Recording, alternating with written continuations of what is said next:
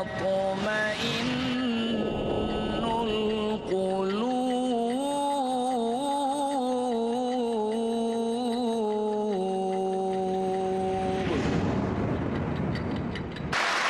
আমি কয়েক বছর আগে অ্যালবামে বলেছিলাম যে আমাদের ইসলামিক চ্যানেল প্রয়োজন, একটা দাওয়া চ্যানেল।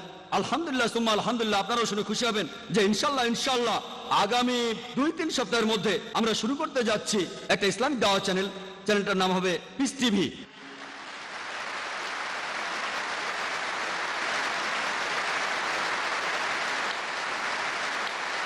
বাজেট খ্রিস্টানদের মতো অত বিশাল না, অত টাকা নেই, আমরা ক্ষুদ্র মানুষ। আমাদের যা আছে ইনশাল্লাহ, চ্যানেলটার নাম দিয়েছি পিস টিভি। মিডিয়া যেখানে যুদ্ধ করছে ইসলামের সাথে, তবে আমরা মানবতার জন্য শান্তি চাই। পিস এর আরবি হলো সালাম, আরো একটা হলো ইসলাম। আর ইনশাল্লাহ এটা হবে ইসলামিক দাওয়া চ্যানেল। এর সম্প্রচার হবে ইউরোপ, অস্ট্রেলিয়া, আফ্রিকা, মধ্যপ্রাচ্য আর এশিয়ায়। প্রচারিত হবে প্যান এন্ড স্যাটেন থেকে প্রথম দিকে, পরবর্তীতে কয়েক মাস পরে আমরা ইউএসএ তো যাবো ইনশাল্লাহ। আর তারপর আশা করি 1 বছরের মধ্যে ইনশাল্লাহ পুরো পৃথিবীকেই কভার করতে পারবো ইনশাল্লাহ। এটা প্রধানত একটা ইংরেজি স্যাটেলাইট চ্যানেল, তবে যে সময়টা প্রাইম টাইম না সে সময়টাও কাজে লাগাতে চাই। যে সময়টা ইউরোপ বা ইংলিশ দেশে প্রাইম টাইম না, ইন্ডিয়া আর পাকিস্তানের প্রাইম টাইম, তখন আমাদের অনুষ্ঠানগুলো দেখানো হবে হিন্দি আর উর্দুতে, যাতে করে ইন্ডিয়ার অমুসলিমদের অনুষ্ঠানগুলো দেখাতে পারি আমরা। তাহলে 25% অনুষ্ঠান হবে হিন্দি আর উর্দুতে, 75% হবে ইংরেজিতে ইনশাল্লাহ।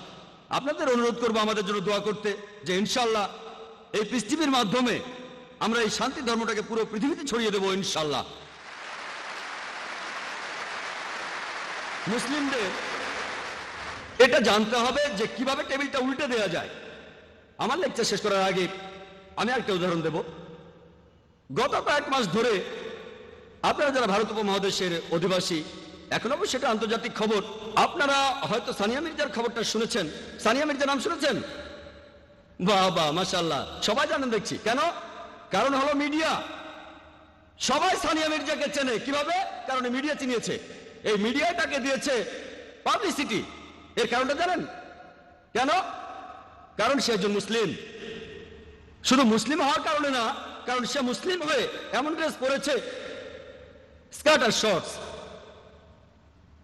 আর তারপরে টাইম ম্যাগাজিন পত্রিকাতে সম্ভবত সেপ্টেম্বরের শেষ সপ্তাহ বা অক্টোবরের প্রথম সপ্তাহে 2005 সালে তার ছবি প্রচ্ছদে স্কার্ট পরে সে টেনিস খেলছে।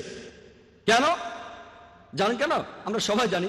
গত বেশ কয়েক মাস ধরে মিডিয়ায় একটা নতুন খবর এসেছে যে ফতোয়া জারি করা হয়েছে সানিয়া মির্জা যে ড্রেস পরে মিনি স্কার্ট, সেটা হারাম, এটা নিষিদ্ধ। তখন এটা নিয়ে খুব হইচই হয়ে গেল। সব মিডিয়া, টিভি চ্যানেলগুলো মুসলিম ওলামা আর বিশেষজ্ঞদের কাছে গেল যে এটা ঠিক না, ভুল। সবাই তখন বললো এটা হারাম হারাম হারাম, আর তখন খবরটা ছড়িয়ে পড়লো।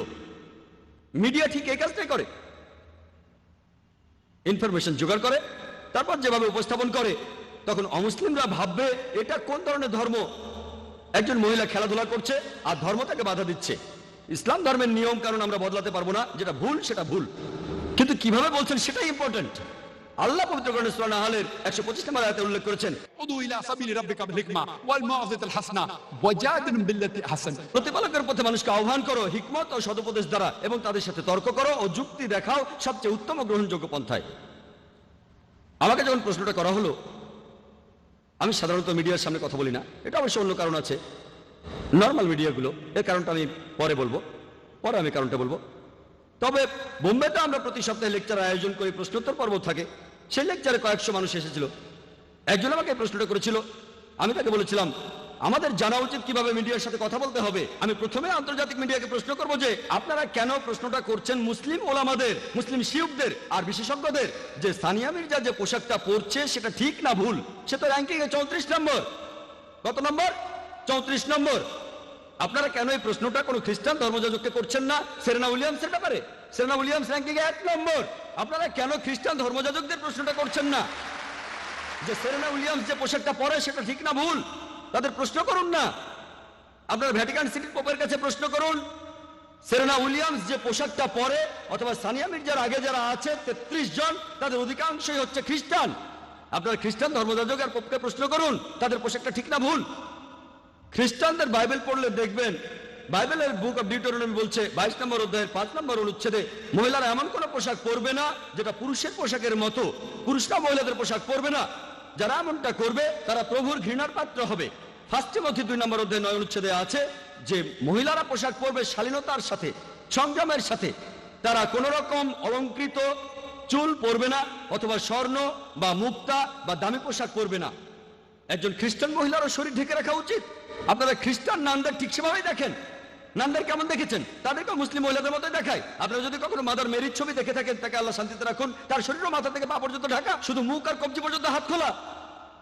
আপনারা বরং পোপকে জিজ্ঞেস করুন বা খ্রিস্টান ধর্মযাজকদের, যদি একজন নান তার হিজাব ছেড়ে মিনি স্কার্ট পরে টেনিস খেলে, তখন তিনি কোন ফতোয়া দেবেন? তিনি তখন কি বলবেন? আমাদের ধর্মে প্রত্যেক মুসলিম নারী, প্রত্যেক মুসলিম মহিলা ধার্মিক। খ্রিস্টানদের কাছে নানরা যেমন ধার্মিক, তারা সবাই শালীন। মিডিয়াকে ঠিক এইভাবেই উত্তর দিতে হবে। এ ব্যাপারে মুসলিমদের মধ্যেও দুটো ভাগ ছিল। বেশিরভাগ ওলামা আর শিয়খ তারা বলেছেন এটা ভুল। তাদের কেউ কেউ তখনই ফতোয়া জারি করে দিলেন। তবে তখন কিছু তথাকথিত আধুনিক মুসলিম তারা কি বলেছিল জানেন? খেলাধুলার মধ্যে ইসলাম ধর্ম নাক গলাচ্ছে কেন?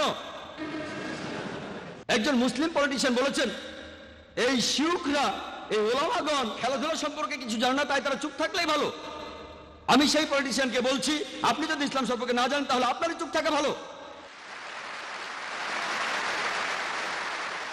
এক হিন্দু পলিটিশিয়ান যিনি বলেছিলেন যে সানিয়া মির্জা আমাদের দেশের একটা গর্ব। যে লোক সানিয়া মির্জার বিরুদ্ধে কথা বলবে সে দেশদ্রোহী, সে দেশকে ভালোবাসে না, সে দেশকে ভালোবাসে না। স্টেটমেন্ট।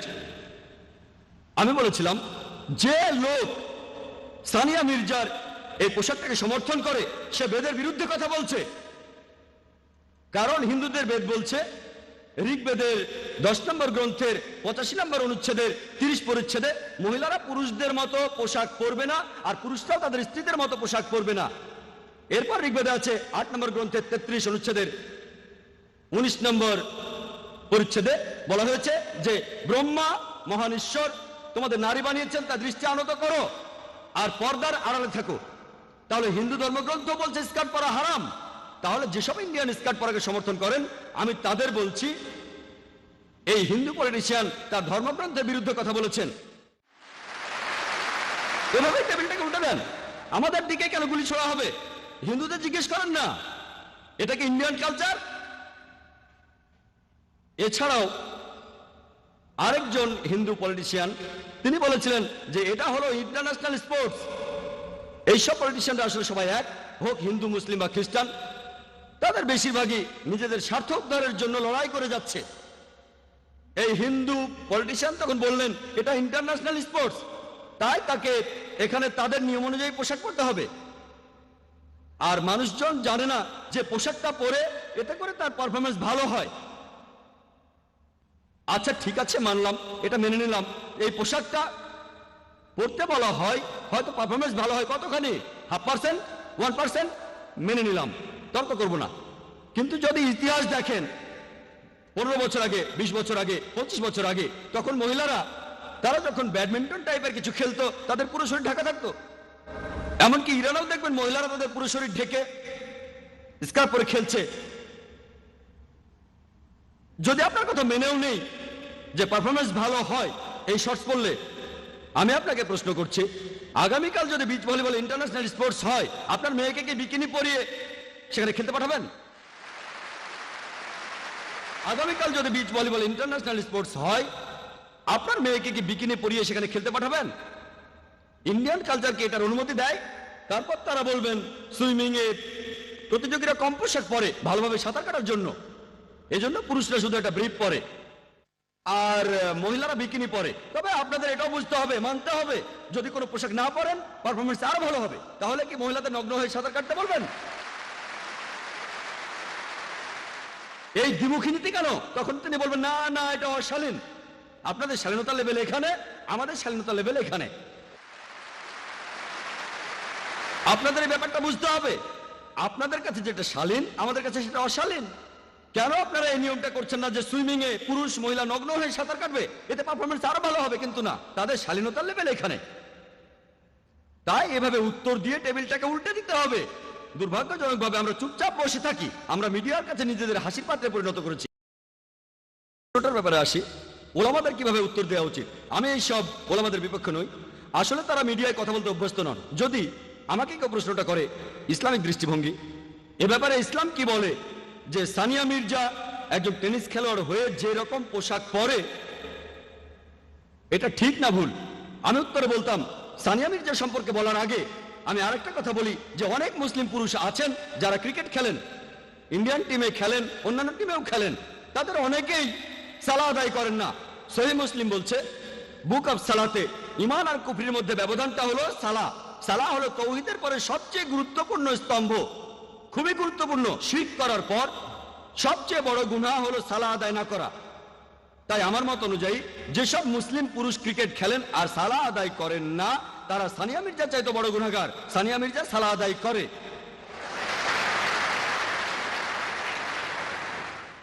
মুসলিম অভিনেতা অভিনেত্রীরা তারা পর্দায় শিরক করছে, তারা বড় গুনাহগার। আমি সানিয়া মির্জার পক্ষ নিয়ে কথা বলছি না, এ কথা মানবো সানিয়া মির্জা যে পোশাক পরে সেটা ইসলামের নিয়মের বিরুদ্ধে, এটা হারাম। তবে এই কথা বলার আগে আবহাওয়াটা বদলে দিলাম, এটাই হিকমা। পরিস্থিতি বদলে দিচ্ছি। যখনই বলছি খ্রিস্টান ধর্ম এটার বিরুদ্ধে, তারা তখন চুপ হয়ে যাচ্ছে। হিন্দু ধর্ম এটার বিরুদ্ধে, চুপ হয়ে যাচ্ছে। ইহুদি ধর্ম এটার বিরুদ্ধে, তারাও চুপ হয়ে যাচ্ছে। আমি ক্রিকেট খেলা নিয়ে বলেছি, আমি সুইমিং নিয়ে বলেছি। তারপর যখন উত্তরটা দিলাম যেটা হারাম, তখন এই উত্তরটা তাদের গলা দিয়ে নামবে। তা না হলে উত্তরটা তারা হজমই করতে পারবে না।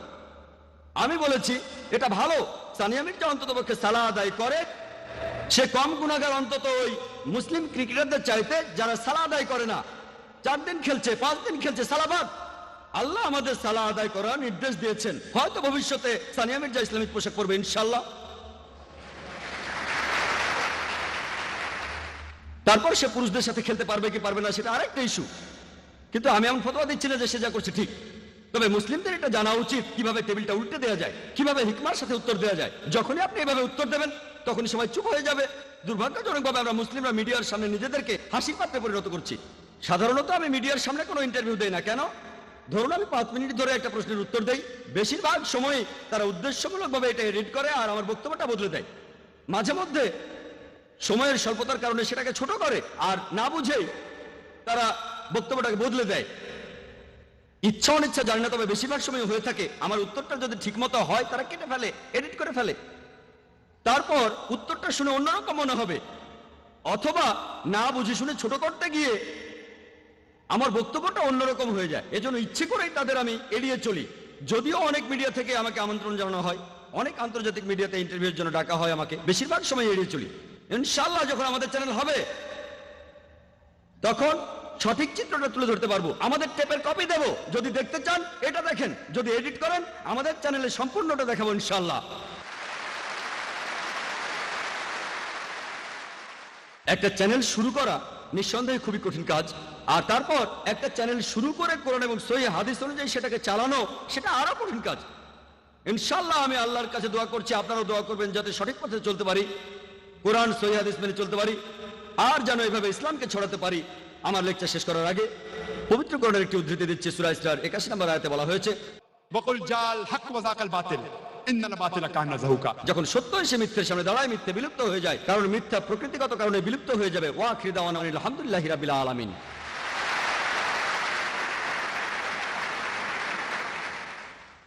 আশা করি আল্লাহ তাআলা আমাদের বক্তা জাকির নায়েককে পুরস্কৃত করবেন তার এই তথ্যবহুল লেকচারের জন্য। এখন আমি ডাক্তার মোহাম্মদ নায়েককে অনুষ্ঠান পরিচালনার জন্য অনুরোধ জানাচ্ছি। আসসালামু আলাইকুম। আপনাদের সবাইকে অনেক ধন্যবাদ। আল্লাহ আপনাদের পুরস্কৃত করুন। এখন আমরা শুরু করতে যাচ্ছি সবচেয়ে আকর্ষণীয় সেশন, উন্মুক্ত প্রশ্ন উত্তর পর্ব। আমরা এই সেশনটা শুরু করার আগে একটা ধারণা নিই। আপনারা কি আমাকে বলবেন আপনারা উপস্থিত শ্রোতারা কতজন ভাবছেন জাকির নায়েকের লেকচারের পরে ইসলাম মানব জাতির জন্য শান্তি চায়?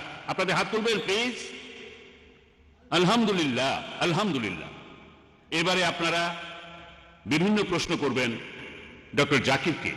আপনাদের নিশ্চিত করছি সব প্রশ্নেই আমরা গুরুত্ব সহকারে শুনব, তারপর উত্তর দেওয়ার চেষ্টা করব। আমরা আসলে বিভিন্ন সমস্যার সমাধান চাই, মানব জাতির বিভিন্ন সমস্যা। যেমন জাকির নায়েক আজকে বললেন, আজকের আলোচনার বিষয়বস্তু ছিল মিডিয়া এবং ইসলাম, যুদ্ধ নাকি শান্তি। আমি এবারে সংক্ষেপে বলি, শান্তির জন্য যুদ্ধ, এই স্লোগান দিয়ে অনেক অত্যাচারী শাসকই এই পৃথিবীতে হত্যাযজ্ঞ চালিয়েছে, ধ্বংসযজ্ঞ চালিয়েছে। আর শান্তি মানুষের জীবন থেকে হারিয়ে গেছে। ইসলাম শান্তির ধর্ম, ভেতরে বাইরে সব দিক থেকেই। তাই আমরা ইহকাল আর পরকালে শান্তির জন্য ইসলামের প্রচার চালিয়ে যাব। আজকে আমাদের সামনে উপস্থিত আছেন ডক্টর জাকির নায়েক, যিনি এইসব ব্যাপারে একজন বিশেষজ্ঞ। আর ডক্টর জাকির নায়েকের লেকচারের মাধ্যমে আপনারা সেই কথাগুলোই এতক্ষণ ধরে শুনলেন। এখনকার এই প্রশ্নোত্তর পর্বের কোঅর্ডিনেটর হিসেবে আমি আমাদের ভলান্টিয়ারদের বলবো, উপস্থিত মুসলিম শ্রোতাদেরও অনুরোধ করব, দয়া করে এখানে উপস্থিত অমুসলিম ভাইদের আগে প্রশ্ন করার সুযোগ দেন। তাদের মধ্যে যারা সাংবাদিক আছেন তাদের আগে বলতে দেন। তাহলে এবারে আমার বাম পাশের মাইক থেকে প্রথম প্রশ্নটা করা হচ্ছে। হ্যাঁ ভাই। হাই, আমার নাম রাহুল ভাটিয়া, আমি পেশায় একজন ইঞ্জিনিয়ার। আমার প্রশ্নটা হলো, পবিত্র কোরআনে সূরা হজের 47 নম্বর আয়াতে আছে, বলা হয়েছে তোমার প্রতিপালকের কাছে একদিন তোমাদের হিসাবে 1000 বছরের সমান। এছাড়াও সূরা সাজদার 5 নম্বর আয়াতে আছে, তোমাদের প্রতিপালকের একদিনের পরিমাপ হবে তোমাদের হিসাবে 1000 বছরের সমান। এরপর সূরা মারিজের 4 নম্বর আয়াতে বলা হয়েছে, ফিরিস্তা এবং রূহ আল্লাহর দিকে ঊর্ধ্বগামী হয় এমন একদিনে যার পরিমাণ পার্থিব 50,000 বছর। তাহলে একদিন সমান কত হবে, 1000 বছর না 50,000 বছর আল্লাহ তাআলার কাছে? আপনার নাম রাহুল, তাই না? জি। আপনি তো গতকাল সৃষ্টির 6 দিন নিয়ে আমাকে প্রশ্ন করেছিলেন। মাশাআল্লাহ, আপনাকে ভালোবাসি। আমিও আপনাকে ভালোবাসি। এখন আপনাকে বলি, ইন্টারনেটে দেখবেন এগুলো খুবই কমন প্রশ্ন। আপনাকে এগুলো জানার জন্য বিশেষজ্ঞ হতে হবে না, আপনি ইন্টারনেটে চলে যান, ইসলাম বিরোধী সাইটগুলোতে এরকম অনেক কিছু পাবেন। আমি শিওর যে ভাই রাহুল, আপনি বোধহয় পুরো কোরআন পড়েননি। পুরোটা পড়িনি। আমিও জানি। এটা ছাড়াও আমার আরো প্রশ্ন আছে। Sorry? আমি আরো কিছু প্রশ্ন করতে চাই, তবে আগে এটার উত্তরটা জানতে চাই। তাহলে দেখছেন, আপনি যদি সত্যটা জানতে চান, হ্যাঁ। প্রথমে আপনাকে আসল উৎসটা পড়ে দেখতে হ্যাঁ। হবে। যদি খ্রিস্টান ধর্মকে জানতে চাই আর খ্রিস্টান বিরোধী বইগুলো পড়ি, তাহলে আমি এক পেশে হয়ে যাব। তাই আমি আপনাকে অনুরোধ করছি, প্রথমে ভালো সাইটগুলো দেখেন, পবিত্র কোরআন পড়েন, তারপর 2টো না 200টা প্রশ্ন করেন আমাকে, ইনশাআল্লাহ আমি উত্তর দেব। অবশ্যই হ্যাঁ, এখনো বুঝেছি। উত্তর দেব। ওকে। তবে আমি দেওয়ার কাজে নিয়োজিত। এটা বুঝি যে লোকে ইসলাম বিরোধী সাইটগুলো দেখে, প্রথমে সেখানে নেগেটিভ পয়েন্টগুলো দেখে মেনে নিয়ে ইসলামের বিরুদ্ধে চলে যায়। ইসলাম সম্পর্কে জানতে হলে ভালো সাইটগুলোতে যান, এমন সাইটে যাবেন না যেমন অ্যানসারিং ইসলাম। এখানে আমি একটা কথা বলি, আপনার উত্তরটা দিচ্ছি, সমস্যা আসলে নেই। না, যেটা আমি বলছি, আমি আসলে আধা ঘন্টা ধরে ইসলাম সম্পর্কে ভালো কথা বলতে মাশাআল্লাহ, পারবো। ভালো। আমি এখানে একেবারেই নিরপেক্ষ। আমি উত্তরটা দিচ্ছি, এটা নতুন প্রশ্ন না, এটা নতুন না। এই প্রশ্নের উত্তর অনেক আগে দিয়েছি আমি সবকিছু রেফারেন্স দিতে পারি। মাশাআল্লাহ ভাই, আপনি প্রশ্ন করলেন যে কোরআনে 2টো জায়গায় আল্লাহ বলেছেন একদিনের সমান হলো 1000 বছর। আরেক জায়গায় সূরা মারিজের 4 নম্বর আয়াতে উল্লেখ করা হয়েছে আল্লাহ তাআলার একদিনের সময়কাল হলো 50,000 বছর। এটা কি পরস্পর বিরোধী নয়? এক জায়গায় বলা হচ্ছে 1000 বছর, আর এক জায়গায় বলা হচ্ছে 50,000 বছর। আরবি ভাষায় এই শব্দটা হলো ইয়ম। এই শব্দটা হলো ইয়ম। এখন ইয়ম এর 2টো অর্থ আছে। একটা অর্থ হলো দিন, দিন দিন 24 ঘন্টা একদিন। অন্য অর্থটা হচ্ছে একটা সময়কাল, একটা যুগ। এটা যে কোনো একটা সময়কাল হতে পারে। তাহলে ইয়মের একটা অর্থ হলো দিন, আরেকটা অর্থ হলো একটা সময়কাল। তাহলে যদি সঠিকভাবে কোরআন পড়েন, একটা আয়াত বলছে যে একদিন সবকিছু আল্লাহ সুবহানাহু ওয়া তাআলার কাছে উপরে চলে যাবে, যেদিনের পরিমাণ হবে 1000 বছর তোমাদের হিসেবে। একটা দিন, একটা সময়কাল, যেটা সময় হবে তোমাদের হিসেবে 1000 বছর। অন্য জায়গায় সূরা মারিজের 4 নম্বর আয়াতে উল্লেখ করা হয়েছে যে ফেরেশতাগণ যখন আল্লাহ তাআলার দিকে ঊর্ধ্বগামী হয়, এই সময় যে সময়টা লাগে একটা সময়কাল, যেটা পার্থিব 50,000 বছরের সমান। উদাহরণ হিসেবে আপনাকে বলি, ধরুন যদি আমি দুবাই থেকে আবুধাবি যেতে চাই, 1 ঘন্টা সময় লাগবে। আর যদি আমি দুবাই থেকে যাই ধরুন আমেরিকাতে, খুবই স্লো একটা প্লেনে সময় লাগবে 50 ঘন্টা। দুবাই থেকে আবুধাবি যেতে আমার মোট সময় লাগবে 1 ঘন্টা, আর দুবাই থেকে নিউ ইয়র্ক যেতে আমার সময় লাগবে মোট 50 ঘন্টা। এটা পরস্পর বিরোধী কথা নয়, কারণ এই দুটো বিষয় আসলে আলাদা বিষয়। তাই আল্লাহ এক জায়গায় বলছেন একদিন সবকিছু তার কাছে চলে যাবে, সেটার সময় আলাদা, অন্য জায়গায় ফেরেশতাগণ তার কাছে যাবেন, সেটার সময়ও আলাদা। এটা পরস্পর বিরোধী নয়, এখানে বিষয় দুটো আলাদা, তাই সময়ের হিসেবটাও আলাদা। যদি অনুবাদ করেন দিন 24 ঘন্টার দিন, তাহলে পরস্পর বিরোধী হবে। যদি অনুবাদ করেন এটা একটা সময়কাল, যেমন আল্লাহ বলেছেন তিনি এই বিশ্বজগৎ সৃষ্টি করেছেন মোট 6 দিনে 6টি আয়ামে, এটা আসলে 24 ঘন্টার দিন নয়, তাহলে পরস্পর বিরোধী হবে। এই 6টা সময়কাল 6টা যুগ, বিজ্ঞানীদেরও এ ব্যাপারে কোনো আপত্তি নেই। তাহলে এখানেও ইয়ামের অর্থ একটা সময়কাল। এই উত্তরগুলোর জন্য আমাদের ওয়েবসাইটে যেতে পারেন irf.net, www.irf.net।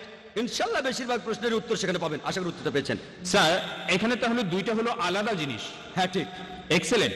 আচ্ছা, আর আর যে শব্দটা আপনি বললেন, শব্দ দুইটা আলাদা, একটা হলো দিন ইয়াম আর শব্দটার অন্যটা দুটো হলো অর্থ আছে, একটা অর্থ হচ্ছে 24 ঘন্টার দিন, অন্যটা হলো যুগ, সময়কাল। আর এই দুইটা জায়গাতেই ইয়ম শব্দটা বলা হয়েছে, একই শব্দ আছে। একই শব্দ হ্যাঁ। দিয়ে বোঝানো হচ্ছে একটা দিন বা যে তিনটা আয়াত বলেছেন সবগুলোতে, সূরা হাজে আছে, সূরা মারিজে আছে, এছাড়াও যেখানে বলা আছে যে আল্লাহ পৃথিবী আর আকাশমণ্ডলী সৃষ্টি করেছেন 6 দিনে, এখানেও ইয়াম শব্দটাই। এর বহুবচন হচ্ছে আইয়াম। একই শব্দ সূরা ফুসিলাতে, আপনি হয়তো রেফারেন্সটা ভুলে গেছেন, 9 থেকে 12 নম্বর আয়াত, এখানেও আইয়াম শব্দটাই আছে। ওকে, তাহলে এই শব্দটা দিয়ে বোঝায় একদিন অথবা তবে হতে পারে এখানে একটা অর্থটা হচ্ছে সময়কাল। একটা সময়কাল, একটা যুগ। আচ্ছা, আর এই সময়কালটা হতে পারে সময়কাল হতে পারে 1 ঘন্টা, হতে পারে 10 ঘন্টা, হতে পারে 10 বছর, হতে পারে 1000 বছর, 1 কোটি বছর। আর আর এই দুইটা আয়াত আসলে আলাদা বিষয়ের কথা ঠিক। বলছে। আশা এক্সেলেন্ট, করি উত্তরটা পেয়েছেন, আশা করি convinced হ্যাঁ হয়েছেন। হয়েছি। আমি এখন পেছনে দাঁড়াচ্ছি, আবার প্রশ্ন করব। Thank you. সংক্ষেপেই বলি, আমরা মুসলিমরা কি করছি। আমি ইন্ডিয়া থেকে এসেছি, আমার দেশের জনসংখ্যা 100 কোটিরও বেশি, আর তাদের মধ্যে নিশ্চিতভাবে বলা যায় 16 কোটি থেকে 18 কোটি মানুষ হচ্ছে মুসলিম। সেখানে অনেক মুসলিম ম্যাগাজিন আছে দাওয়া দেওয়ার জন্য ইত্যাদি। ইন্ডিয়াতে এই ম্যাগাজিনের কতগুলো কপি ছাপানো হয়? কতগুলো? 4000, 5000, 8000। 1 নম্বর ইংরেজি দেওয়া ম্যাগাজিন ইসলামিক ভয়েস 15,000। আমি কয়েক বছর আগে আমেরিকায় গিয়েছিলাম, এবারের আগে আরেকবার গিয়েছিলাম, একটা সার্ভে করেছিলাম। সবচেয়ে বেশি যে ম্যাগাজিনটা চলে, দাওয়া ম্যাগাজিন বের করে ইসমা, দ্য মেসেজ, 50,000। আপনারা জানেন খ্রিস্টান ধর্মে ছোট একটা কাল্ট আছে, এদের নাম জেহোভাস উইটনেসেস। আলাদা, এরা মূলধারার খ্রিস্টান না। তারা একটা ম্যাগাজিন ছাপায় যেটার নাম হলো ওয়াচ টাওয়ার। কত কপি ছাপানো হয় জানেন? মাসে কত কপি ছাপানো হয় আপনারা কি কেউ বলতে পারবেন? আমাদের পত্রিকা আমেরিকায় খুব বেশি হলে 50,000। তারা কতগুলো কপি ছাপায় কেউ বলতে পারবেন? কোনো পয়সা দিতে হবে না, কেউ বলবেন কত? 10 লক্ষ। হ্যাঁ, 10 লক্ষ। 10 লক্ষ, ডাইরেক্ট 10 লক্ষ। আর কেউ বলবেন? 50,000। 50,000। 5 লক্ষ। 5 লক্ষ। 50 লক্ষ। 50 লক্ষ। 50 লক্ষ। 1 লক্ষ। 1 লক্ষ। 1 লক্ষ। আমি বলি কত কপি? 2,08,30,000 কপি। আমরা এতগুলো ছাপাতেও পারি না, কল্পনাও করতে পারি না। দূরের কথা, কল্পনাও করতে পারি না। খ্রিস্টানদের মধ্যে খুব ছোট্ট একটা সম্প্রদায় যাদের নাম জেহোভাস উইটনেসেস, তারা 2টো ম্যাগাজিন ছাপায়। তার একটা হলো ওয়াচ টাওয়ার, সেটা তারা ছাপায় মাসে 2 বার। মাসে 1 বার না, প্রতি মাসে 2 বার। প্রতিবার তারা 2,08,30,000 কপি ছাপায়। 2 কোটির বেশি ছাপানো হয় 130টি ভাষায়। ম্যাগাজিনটা ছাপানো হয় প্রত্যেক মাসে 2 বার করে। প্রত্যেকবার 2,08,30,000 কপি, মানে প্রত্যেক মাসে 4 কোটিরও বেশি ম্যাগাজিন ছাপানো হয়। ছাপা হয় 130টি ভাষায়। তাদের আরেকটা ম্যাগাজিন, সেটা অ্যাওয়েক, 1,60,00,000 কপি, মাসে 2 বার। তার মানে 3 কোটিরও বেশি 4 কালারে ছাপা। তারা এগুলো ফ্রি দেয়। মুসলিমরা ছাপানো তো দূরের কথা, কল্পনাও করতে পারি না। কল্পনার জন্য কোনো টাকা পয়সা খরচ হতো না। একজন বলেছেন 50 লক্ষ। তারা প্রতি মাসে 4 কোটি ম্যাগাজিন ছাপায়। কল্পনাও করতে পারি না। সেগুলো ফ্রি দেয়। কোন কোন জায়গায় সামান্য মূল্য নেই, যেমন ইন্ডিয়ায় 2 রুপি, 16 হালালা। 16 হালালা আবার কি? তারা সবাইকে সবসময় এই ম্যাগাজিনগুলো ফ্রি দিয়ে দেয়। ওয়াজটা আমার বের হয় 130টি ভাষায়, আর এও 80টি ভাষায়। এভাবেই তারা ধর্ম প্রচার করে। আর লেকচার দেওয়ার মাধ্যমেও ধর্ম প্রচার করা যায়। আমরা ইসলামিক রিসার্চ ফাউন্ডেশনের মাধ্যমে লেকচারের ব্যবস্থা করি বোম্বেতে। বোম্বেতে একটা লেকচার দিয়েছিলাম আহজাদ ময়দানে। আর এই অনুষ্ঠানটা বেশ ভালো হয়েছিল তুলনামূলকভাবে। বোম্বেতে অনেক মানুষ থাকে, তবে বোম্বেতে মানুষ জড়ো করাটা খুব কঠিন। যদি 200 লোক জড়ো করতে পারেন ইংরেজিতে ইসলামিক লেকচারের জন্য, তাহলে আমি দারুণ সফল। তার মানে আপনি দারুণ কাজ করেছেন, কারণ বোম্বে খুব ব্যস্ত শহর, মানুষজনের হাতে অত সময় নেই। সেই লেকচারে প্রেস বলেছিল 2 লক্ষ মানুষ এসেছিল, তবে আমরা জানি 20,000 মানুষ এসেছিল। প্রেস একটু বাড়িয়ে বলে আমরা আয়োজন করেছিলাম জানি। আমার লেকচারের বিষয় ছিল হিন্দুইজম আর ইসলামের মধ্যে সাদৃশ্য। 20,000 লোক এসেছিল, অনুষ্ঠানটা ভালোভাবে হয়েছিল। জিনিসে আনা হয়েছিল, বড়টা ছোটটা না। 9টা ক্যামেরা ছিল, বেশ প্রফেশনাল ভাবে করেছিলাম। অনেক মুসলিম বলেছিল এরা নিশ্চয়ই অনেক টাকা খরচ করেছে, 9-10 লাখ টাকা তো খরচ করেছেই, হয়তো এরা 10 লাখ টাকা খরচ করে ফেলেছে। আনুমানিক এরা কমপক্ষে 10 লাখ টাকা খরচ করেছে, অর্থাৎ প্রায় 80,000 দিরহাম। কমপক্ষে আমরা হয়তো 20,000 ইউএস ডলার খরচ করে ফেলেছি। তারা বুঝতে পারেনি কত খরচ করেছি। আমাদের খরচ হচ্ছে 28 থেকে 30 লাখ টাকার বেশি না। লোকে যা ভেবেছে তার 3 গুণ খরচ হয়েছে। আমরা 60,000 ডলার খরচ করেছি, প্রায় 2.5 লক্ষ দিরহাম। এ কথা কেন বলছি জানেন? আমার লেকচারের মাত্র 2 সপ্তাহ পরেই বেনি হিন, আপনারা বেনি হিনের নাম শুনেছেন কেউ? একজন আমেরিকান খ্রিস্টান বক্তা, আমেরিকান ধর্ম প্রচারক। কে কে বেনি হিনের নাম শুনেছেন? জানলে হাত তোলেন। বেনি হিন মাত্র 30 থেকে 40 জন লোক হাত তুলেছেন। এই অনুষ্ঠানে আছে প্রায় 8 থেকে 10,000। জীবনের কোন সময়ে তারা ইসলামকে বুঝতে পারবে? এক এক মানুষ এক এক সময় এটা বুঝতে পারে। যেমন একজন মুসলিম হিসেবে জন্মালো, সে যদি মুসলিম পরিবারে জন্মায় তাহলে হয়তো প্রথম দিন থেকেই বুঝতে পারবে। আবার মুসলিম পরিবারে জন্মানোর পরও অনেকে সেটা বুঝতে পারে না, হয়তো পরে বুঝতে পারবে। কেউ হয়তো প্রথম দিন থেকে বুঝবে, কেউ 1 বছর পরে, 2 বছর পরে, 5 বছর, 10 বছর, কত সময় লাগবে আল্লাহ জানে। কিছু মানুষ অমুসলিম পরিবারে জন্মায়, সেখানে সে বড় হয়। তারা হয়তো একেবারে ছেলেবেলায় বুঝতে পারে, স্কুলে পড়ার সময়, কলেজে পড়ার সময় হতে পারে। আসলে এক একজন মানুষ এটা এক এক সময়ে বুঝতে পারে। তবে কোন মুসলিম সে অমুসলিমকে বোঝাক বা না বোঝাক, আল্লাহ পবিত্র কোরআনে বলেছেন, সূরা ফুসিলাতের 53 নম্বর আয়াতে উল্লেখ করা হয়েছে, سنريهم آياتنا في الآفاق وفي أنفسهم حتى يتبين لهم أنه الحق। আমি তোমাদের জন্য আমার নিদর্শনগুলো প্রকাশ করব এই বিশ্ব জগতে এবং তাদের নিজেদের মধ্যে, যতক্ষণ না তাদের কাছে পরিষ্কার হবে এটাই সত্যি। তাহলে কোন মুসলিম সেই অমুসলিমকে বোঝাক বা না বোঝাক, আল্লাহ সুবহানাহু ওয়া তাআলা এই কথাটা স্পষ্ট করে বলেছেন, তিনি নিদর্শনগুলি প্রকাশ করবেন এই বিশ্ব জগতে যতক্ষণ না সেটা মানুষের কাছে পরিষ্কার হবে। আমি কোনো কথা বললে একজন অমুসলিম নাও বুঝতে পারে, আল্লাহ যখন কিছু বলেন তখন এটা নিশ্চিত করেন যে সেটা অমুসলিমরা পরিষ্কারভাবে বুঝতে পারবে, যতক্ষণ না সে বুঝতে পারে যে এটাই হলো সত্যি, এটাই হলো হক। পরবর্তীতে এই সত্যটা বোঝার পরে সে মানতেও পারে নাও মানতে পারে। এর কারণটা ব্যক্তিগত কারণে মানতেও পারে নাও মানতে পারে। তবে মারা যাওয়ার আগে ইনশাআল্লাহ আল্লাহ তাকে নিদর্শন দেখাবেন।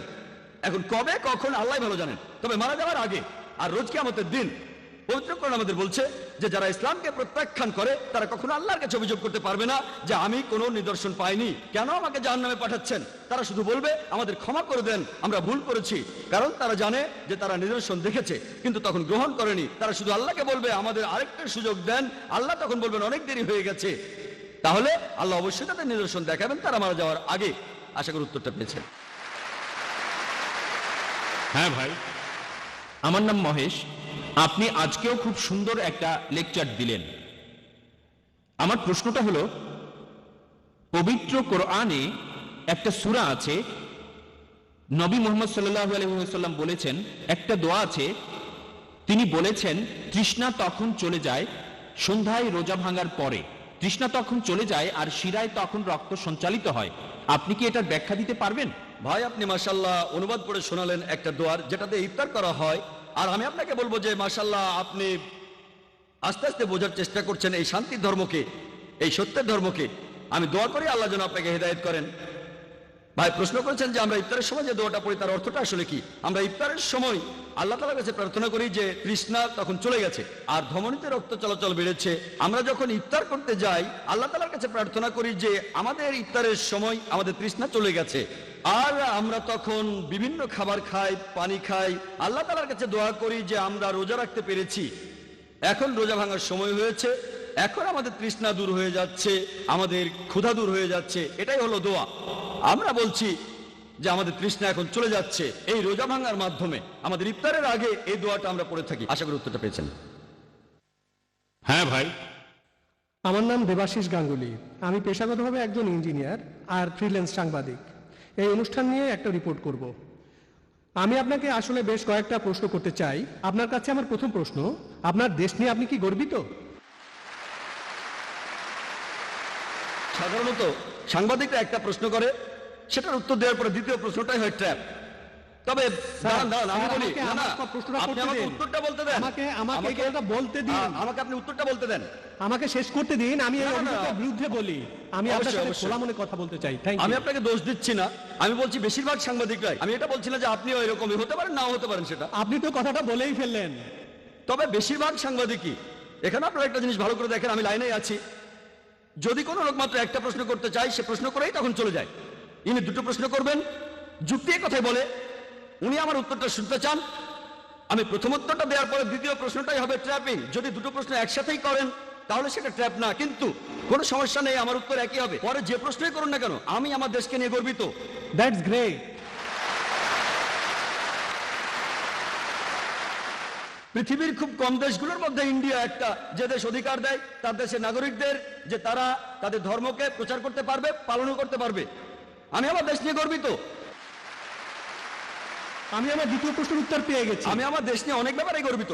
আপনি আমার দ্বিতীয় প্রশ্নের উত্তর দিয়ে দিয়েছেন। ধন্যবাদ।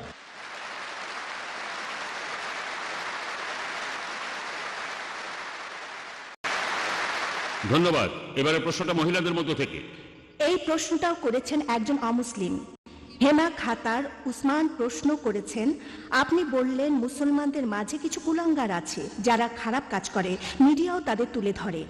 এই মুসলিমরা কি ধর্মের নামে এসব কাজ করে মিডিয়াকে সুযোগ দিচ্ছে না? এতে অমুসলিমরাও ভুল বুঝছে। প্রশ্নটা করেছেন একজন অমুসলিম, আর খুবই সুন্দর প্রশ্ন, যে মুসলিমদের মধ্যে বেশ কিছু কুলাঙ্গার আছে, এই কুলাঙ্গাররাই কি মিডিয়াকে ইসলামের নামে মিথ্যে কথা ছড়ানোর সুযোগ করে দিচ্ছে না? এই কুলাঙ্গাররা তো আসলে কোনো মুসলিমই নয়। একজন মুসলিম কখনো এমন ভুল কাজ করবে না। মুসলিম শব্দটার অর্থ হলো যে ব্যক্তি তার নিজের ইচ্ছাকে আল্লাহ তাআলার কাছে সমর্পণ করে।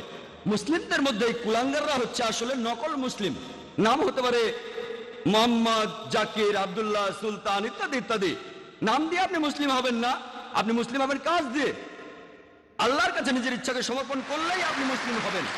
তাহলে এই লোকগুলো সত্যিকারের মুসলিম নয়, তবে তাদের নামগুলো মুসলিম। তাই মিডিয়াকে সুযোগ দিচ্ছে কি দিচ্ছে না এটা নিয়ে তারা ভাবে না। তারা তো তাদের নিজেদের ধর্ম নিয়েই ভাবে না, তারা নিজেদের ধর্মকে থোড়াই কেয়ার করে, কিন্তু তারা তাদের ধর্মকে নিয়ে ভাবে না। মিডিয়া কি বলছে সেটা নিয়েও তারা ভাবে না। তবে আমি মিডিয়া দোষ দেব, মিডিয়া কেন অল্প কিছু মানুষের কাজকে তুলে ধরছে? যদি মুসলিমদের বেশিরভাগই এসব কাজ করতো তখন ইসলামকে অপবাদ দিলে আমিও আপত্তি করতাম না। তবে তারা অল্প কিছু মানুষকে বেছে নিচ্ছে। চিন্তা করেন, হিটলার 60 লক্ষ ইহুদিকে হত্যা করেছিল, এজন্য কি খ্রিস্টান ধর্মকে দায়ী করব? হিটলার যে 60 লক্ষ ইহুদিকে মেরেছে, সবাইকে পুড়িয়ে মেরেছে, এজন্য কি আমি খ্রিস্টান ধর্মকে দোষ দিতে পারবো না? কারণ বাইবেলের কোথাও লেখা নেই যে তোমরা 60 লক্ষ ইহুদিকে হত্যা করবে। এমন কিছু বলাটা খুবই ভুল হবে। সেজন্য আমি এইসব কুলাঙ্গারদের চাইতে মিডিয়াকেই বেশি দোষ দেব।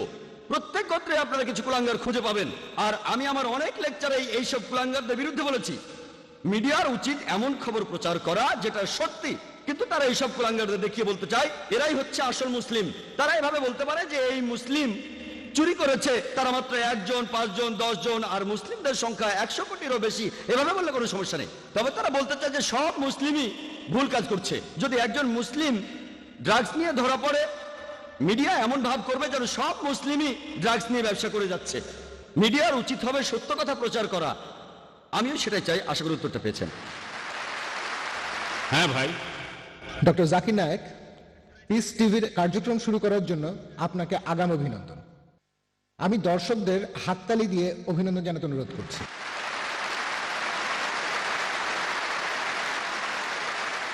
আমার প্রশ্নটা হলো, ইসলাম ধর্মে খতনা দেয়াটা বাধ্যতামূলক কেন? ভাই, আপনি প্রশ্ন করলেন এটা কি আবশ্যিক, এটা কি বাধ্যতামূলক যে মুসলিম পুরুষরা খতনা করবে, এটা কি ফরজ? ভাই, এটা ইসলামে আবশ্যিক না, এটা হলো সুন্নাত। এটা সুন্নতে মুআক্কাদা, এটা করলে খুবই ভালো, এটা হলো মুস্তাহাব। আর ইসলামে খতনা দেওয়াটা হলো সুন্নত, এটা ফরজ না। তবে খতনা দেওয়ার অনেকগুলো কারণ আছে। আমি একজন ডাক্তার হিসেবে এই সুন্নতে খতনার উপরেই পুরো একটা লেকচার দিতে পারি, তবে এটা প্রশ্নোত্তর পর্ব, আমি তাই সংক্ষেপে বলছি। আজকে বিজ্ঞান আমাদের বলে যদি একজন লোক খতনা করে তাহলে তার কার্সিনোমা অব পিনাস হওয়ার সম্ভাবনা কম, লিঙ্গে ক্যান্সার হওয়ার সম্ভাবনা কম। খতনা দেয়া থাকলে সম্ভাবনা কম, যদি খতনা দেয়া না থাকে তাহলে সম্ভাবনা বেশি। বেশ কিছু রোগ আছে যেগুলো প্রতিরোধ করা যায় যদি খতনা দেয়া থাকে। খতনা দেওয়ার সময় প্রেপিউসটা কেটে ফেলা হয়, অর্থাৎ লিঙ্গের ফোরস্কিন কেটে ফেলা হয়। এখানে আপনারা দেখবেন যে খতনা না দেয়া কেউ যদি প্রকৃতির ডাকে সাড়া দেয়, তারপর প্রসাব করার পরে তার প্রেপিউসের ভেতরে প্রসাবের কয়েকটা ফোঁটা থেকে যায় ফোরস্কিনের ভেতরে, এ থেকে অনেক রোগ হতে পারে। চুলকানি হতে পারে, শরীরের ত্বকে প্রদাহ হতে পারে, হতে পারে পেপলোসাইটিস। খতনা করলে এইসব রোগকে প্রতিরোধ করা যায়। আর এছাড়াও আমরা প্রসাব করার পরে পানি দিয়ে ধুয়ে নিই, এভাবে রোগকে প্রতিরোধ করি। আজকে বিজ্ঞান আমাদের বলে একজন লোক বেশি যৌন তৃপ্তি পাবে যদি তার খতনা দেয়া থাকে, বেশি যৌন তৃপ্তি পাবে। এছাড়াও খতনা দেয়া থাকলে আপনার ত্বকে বিভিন্ন রকম ইনফেকশন হওয়ার সম্ভাবনাও কম। এখনকার বিজ্ঞান আমাদের বলে যার খতনা দেয়া থাকে তার এইডস রোগ হওয়ার সম্ভাবনাও অনেক কম। এইডসের ভাইরাস খুবই তাড়াতাড়ি ছড়াবে যদি খতনা করা না থাকে। এরকম আরো অনেক রোগকে প্রতিরোধ করা যায়। এই জন্য আপনারা দেখবেন যে আজকের আমেরিকাতেই 50%-এর বেশি ছেলেকে তাদের জন্মের পরই খতনা দেওয়া হয়, তারা কিন্তু মুসলিম না। এমনকি আমেরিকার খ্রিস্টানরাও ডাক্তার বাবা মাকে জিজ্ঞেস করেন আপনারা কি আপনাদের ছেলেদের খতনা দিতে চান, আর তাদের 50%-এর বেশি ছেলেকে খতনা দেওয়া হয়। ইসলামে আছে সেজন্য করে না, কারণ তারা জানে এতে করে তাদের ছেলেদের উপকার হবে। আশা করি উত্তরটা পেয়েছেন। হ্যাঁ ভাই। আসসালামু আলাইকুম, আমার নাম ইমরান মোহাম্মদ, একজন আইটি ম্যানেজার। আমার প্রশ্নটা ইসলামের বিরুদ্ধে মিডিয়ার ষড়যন্ত্রগুলো নিয়ে। মুসলিমরা কিভাবে এসব ষড়যন্ত্রের প্রতিবাদ করবে, যেভাবে আমেরিকা পুরো পৃথিবীকে শাসন করতে চাচ্ছে, ইসলামকে দাবিয়ে রাখতে চাচ্ছে, ইত্যাদি ইত্যাদি। এসব ক্ষেত্রে প্রায় দেখা যায় যেসব মুসলিম তাদের ধর্ম সম্পর্কে খুব একটা জানে না, তারা মিডিয়ার এইসব মিথ্যা রটনা শুনে সেগুলোই বেশি করে বিশ্বাস করে। মুসলিমদের কিভাবে এসব ষড়যন্ত্রের মোকাবেলা করা উচিত? ভাই, আপনি একটা প্রশ্ন করলেন যে কিভাবে একজন মুসলিম প্রতিবাদ করবে বিভিন্ন ষড়যন্ত্রের বিরুদ্ধে যেগুলো আমেরিকানরা ইসলামের বিরুদ্ধে প্রচার করে থাকে। আর আমরাও বুঝতে পারি না যে কি করতে হবে। প্রথমে যেটা করতে হবে, আগে জানতে হবে আমাদের দিনকে। দুর্ভাগ্যজনকভাবে বেশিরভাগ মুসলিমই নিজের ধর্ম সম্পর্কে জানে না। এই জন্যই আমরা এই সমস্যায় পড়ি। যদি নিজের ধর্মটা ভালোভাবে জানি তাহলে মিডিয়া এই মিথ্যা কথাগুলো প্রচার করার সুযোগ পাবে না। দুর্ভাগ্যজনকভাবে আমরা আমাদের ধর্মকে জানি না, আর এ কারণে মিডিয়া যখন বিভিন্ন খবর প্রচার করে আমরা মুসলিমরা লজ্জিত হই, তাদের সে কথাগুলো মেনে নেই। আমি একটা উদাহরণ দেই। একবার এক ধার্মিক মুসলিম, মাশাআল্লাহ, তিনি একদিন আমাকে বললেন, ভাই জাকির, আপনি কি জানেন এই তালেবানরা তারা খুবই নিষ্ঠুর খারাপ মানুষ। আমি বললাম কেন? কারণ কি? কারণ তারা মহিলাদের মারে। আপনাকে কে বলেছে? আমি নিজের চোখেই দেখেছি। কোথায় দেখেছেন? আমি বিবিসিতে দেখেছি। আমি এখানে তালেবানদের পক্ষে কথা বলছি না, তারা আমার বন্ধু না, আবার শত্রুও না, তাদের পক্ষে বলছি না, তারা আমার বন্ধু না। আমি পৃথিবীর বিভিন্ন দেশে ঘুরে বেড়াই। একবার মালয়েশিয়াতে লেকচার দিচ্ছিলাম, সেখানে এক দম্পতি, তারা দুজনেই ডাক্তার। একজন স্ত্রী রোগ বিশেষজ্ঞ, অন্যজন শিশু রোগ বিশেষজ্ঞ। তারা 1 মাসেরও বেশি সময় আফগানিস্তানে ছিলেন। সেখানে তারা আহত লোকদের চিকিৎসা করছিলেন। আর সেই মহিলা ডাক্তার তিনি আমাকে বললেন, টেলিভিশনে যে ভিডিওটা দেখানো হয়েছে তালেবানরা এক মহিলাকে মারছে, তারা তালেবান না। আপনি কিভাবে জানলেন? কারণ আমি তালেবানদের সাথে ছিলাম। আমি জানি তারা কিভাবে পাগড়ি বাঁধে। যেমন ধরুন আমরা আরব নই, তাই আমরা বুঝতে পারবো না পাগড়ি বাঁধার কতগুলো নিয়ম আছে আরবদের মধ্যে। তবে আরবরা জানে যে আরব আমিরাতে পাগড়ি পরার নিয়ম একরকম, সৌদি আরবে পাগড়ি পরার নিয়ম আরেক রকম, কুয়েতে পাগড়ি পরার নিয়ম আলাদা। তারা জানে, কিন্তু আমরা জানি না। মহিলা তালেবানদের সাথে ছিলেন, তাই জানেন যে লোকগুলো পাগড়ি পরেছে সেই ভিডিওতে, তালেবানরা সেভাবে পরে না। তাই এই শুটিংটা হলিউডে বা অন্য যেখানে হোক, তারা ভালোভাবে সেই শুটিংটা করতে পারেনি।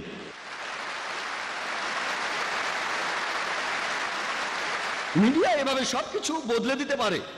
যেমন ধরুন আপনাকে প্রশ্ন করলাম যে জর্জ বুশ ভালো না খারাপ মানুষ? ভালো না খারাপ? আপনি বললেন ভালো মানুষ না। আমি এখানে না শব্দটা এডিট করে দেব, আর আপনারা শুনবেন সে ভালো মানুষ। তারপর আপনাকে যখন সে ভিডিওটা দেখাবো তখন বলবেন ও মুখ ফসকে ভালো মানুষ বলেছি। আপনি ভালো মানুষ বলেননি, আপনি বলেছেন সে ভালো না। আমি না শব্দটা এডিট করে দিলাম, তারপর আপনাকে দেখালাম, দেখুন ভাই আপনি ভালো বলেছেন। তখন বলবেন ভুল করে বলেছি, আমি মুখ ফসকে বলেছি। মুখ ফসকে বলেননি, আপনি বলেছিলেন সে ভালো মানুষ না। আমি না শব্দটা বাদ দিলাম, আর শুনে মনে হবে সে ভালো। এভাবে মিডিয়া অনেক রকম খেলা করে। আর আমরা মুসলিমরা আমাদের যেটা করা উচিত, আমরা আমাদের ধর্মটাকে খুব ভালো করে জানবো, আমাদের দিন সম্পর্কে ভালো করে জানবো। আর যখন এই মিডিয়া প্রচার করবে এইসব, তখন সেগুলো শুনে আমরা তাতে প্রভাবিত হব না। ইসলামকে বিচার করতে চাইলে মূল ধর্মগ্রন্থগুলো দেখতে হবে, কোরআন এবং সহিহ হাদিস। একজন মুসলিম বা মুসলিম সমাজ কি করে সেটা দিয়ে বিচার করলে হবে না। ইসলাম ধর্মকে বিচার করতে চাইলে এটা দিয়ে করব না যে ইন্ডিয়া, পাকিস্তান, আফগানিস্তান বা সৌদি আরবের মুসলিমরা কি করে। আমি ইসলামকে বিচার করব মূল ধর্মগ্রন্থগুলো দিয়ে, কোরআন এবং সহিহ হাদিস, আমরা এগুলো মেনে চলবো। আর মিডিয়ার এসব প্রচারের উত্তর আমাদের জানতে হবে কিভাবে টেবিলটা উল্টে দেওয়া যায়। যেমন সেই সাংবাদিক দুটো প্রশ্ন করবেন, কিন্তু প্রশ্ন করেছেন মাত্র একটা, কারণ প্রথম প্রশ্নের উত্তরে যা বলেছি তিনি সেটা আশা করেননি। তিনি আশা করেননি যে আমি বলবো আমি আমার দেশ নিয়ে গর্বিত। ভেবেছিলেন আমি বলবো দেশ নিয়ে আমি গর্বিত না। আমি অবশ্যই আমার দেশ নিয়ে গর্বিত, আমি কোনো মিথ্যে কথা বলছি না। আমি ইন্ডিয়াকে নিয়ে গর্বিত। আর ইন্ডিয়া হচ্ছে একটা যুদ্ধক্ষেত্র, আমরা হলাম মুজাহিদ, জিহাদ, আমরা সবাই চেষ্টা করছি। আর আমার নামটা নায়েক, সংস্কৃতিতে নায়েক মানে যোদ্ধা, একজন বীর, তাহলে নামেও তো আমি একজন মুজাহিদ। আমাকে এই যুদ্ধের ময়দানে থাকতে হবে, আমাকে আমার কাজ করতে হবে। আর সেজন্য আমি বোম্বেতে থাকতে চাই, কিন্তু লোকজন আমাকে অন্য জায়গায় থাকতে বলে। অনেক লোক আবার আমাকে অন্য কোনো দেশে থাকার পরামর্শ দেয়। আপনার জীবন তো হুমকির মুখে, কেন এই যুদ্ধের ময়দানে থাকবেন? এটা আমার যুদ্ধ, আর দেশকে আমি অনেক কারণে ভালোবাসি, অনেক কারণ আছে। আলহামদুলিল্লাহ আমি দেশ নিয়ে গর্বিত। সেজন্য মিডিয়ার এইসব প্রচারের উত্তরে আমাদের জানতে হবে কিভাবে টেবিলটা উল্টে দেওয়া যায়। আশা করি উত্তরটা পেয়েছেন। এবার পরের প্রশ্নটা করেন।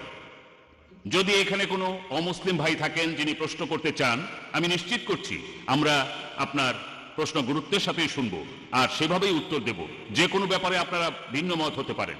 আপনারা প্রশ্ন করেন ডক্টর জাকিরকে, আপনাকে সেজন্য ধন্যবাদ জানাবো। যদি ডক্টর জাকিরকে কোনো সমালোচিত বিষয় নিয়ে প্রশ্ন করেন তাহলে পর্বটা সবার জন্য আরো আকর্ষণীয় হবে, যাতে সবাই বুঝতে পারেন সমালোচিত বিষয় নিয়ে। যেগুলো কম সমালোচিত সেই বিষয়গুলো পরে আসবে। আর কোনো অমুসলিম ভাই কি আছেন? হ্যাঁ, ভাই রাহুল। আচ্ছা, আপনাকে তো আমরা সব জায়গাতেই দেখছি, আর অন্যরাও প্রশ্ন করছে না। হ্যাঁ ভাই রাহুল। হ্যাঁ বলছি। আমি এখন যে প্রশ্নটা করব সেটা হলো, আপনি গতকাল বলেছিলেন, একটা উদ্ধৃতি দিয়েছিলেন যে এক জায়গায় সর্বশক্তিমান ঈশ্বর বলেছেন তোমরা আমার কোনো প্রতিমা তৈরি করবে না, এমন রূপক বানাবে না যেটা আছে স্বর্গের উপরে অথবা পৃথিবীর উপরে অথবা পাতালে, কারণ আমি তোমাদের প্রভু খুবই প্রতিহিংসাপরায়ণ। এখন আপনার কি এটা মনে হয় না যে মানে এটা খুব হাস্যকর হয়ে যায় না যে ঈশ্বরের মধ্যে প্রতিহিংসা আছে অথবা এ ব্যাপারে তিনি ঈর্ষান্বিত হচ্ছেন? আমার ধারণা ছিল এই অনুভূতিগুলো শুধু মানুষেরই থাকে। ঈশ্বর হিংসা করছে, ঈর্ষা করছে। আমার মনে হয় না ঈশ্বর কখনো এভাবে চিন্তা করে। সুন্দর প্রশ্ন করেছেন, আমি আপনার সঙ্গে একমত। ঈশ্বর কেন ঈর্ষা করবেন এই কথাটা বলা হয়েছে বাইবেলে। আমি এই কথা বলছি না যে বাইবেল আসমানি কিতাব, আমি এই কথাও মানি না যে পবিত্র বাইবেল ঈশ্বরের বাণী। তারপরেও আমরা এটাও বিশ্বাস করি যে আমরা ঈশ্বরের সাথে কাউকে শরীক করব না। এটা ঠিক, এই অংশটা না হলে ঈশ্বর রেগে যাবেন। ভাই যদি প্রশ্ন করে থাকেন প্লিজ আপনি আমাকে উত্তর দেওয়ার সুযোগ দেন। যদি এটা বিতর্ক হতো আমিও বিতর্ক করতে পারি, কোনো সমস্যা নেই। না না। হ্যাঁ বোন। আসসালামু আলাইকুম ডক্টর নায়েক। আমি যেহেতু মিডিয়ায় কাজ করছি তাই প্রশ্নটা প্রায়ই আমার মাথায় আসছে। আমি দুবাইয়ের একটা ট্রেড জার্নালের এডিটর। আমার প্রশ্নটা মূলত আল কায়দা আর ওসামা বিন লাদেনকে নিয়ে। আমরা সবাই জানি যে ওসামা বিন লাদেন যখন রাশিয়ার কমিউনিজমের বিরুদ্ধে যুদ্ধ করছিলেন, আফগানিস্তানে যুদ্ধ করছিলেন, তখন তিনি মানুষের কাছে ছিলেন একজন নায়ক। আর তার অনেক অনেক বছর পরে এই নায়কই একদিন হয়ে গেলেন রাক্ষস। এটা আমরা সবাই জানি। তো এখন আমার কথা হলো যে সাংবাদিকতার একটা উদ্দেশ্য থাকতে হবে। আমরা বিভিন্ন রিপোর্ট মানুষের সামনে তুলে ধরবো, যে রিপোর্ট করার সময় সাংবাদিকদের কোনো উপসংহার টানা বা মন্তব্য করা উচিত না। আর পশ্চিমা মিডিয়া তারা বিভিন্ন নিয়ম বানাচ্ছে আর নিজেরাই সে নিয়ম ভাঙছে। এখনকার দিনে এটাই ঘটছে। আর আপনি এতক্ষণ যে লেকচার দিয়েছেন সেখানেও একই কথা বলেছেন, তারা ইচ্ছা মতো নিয়ম বানাচ্ছে আর ভাঙছে।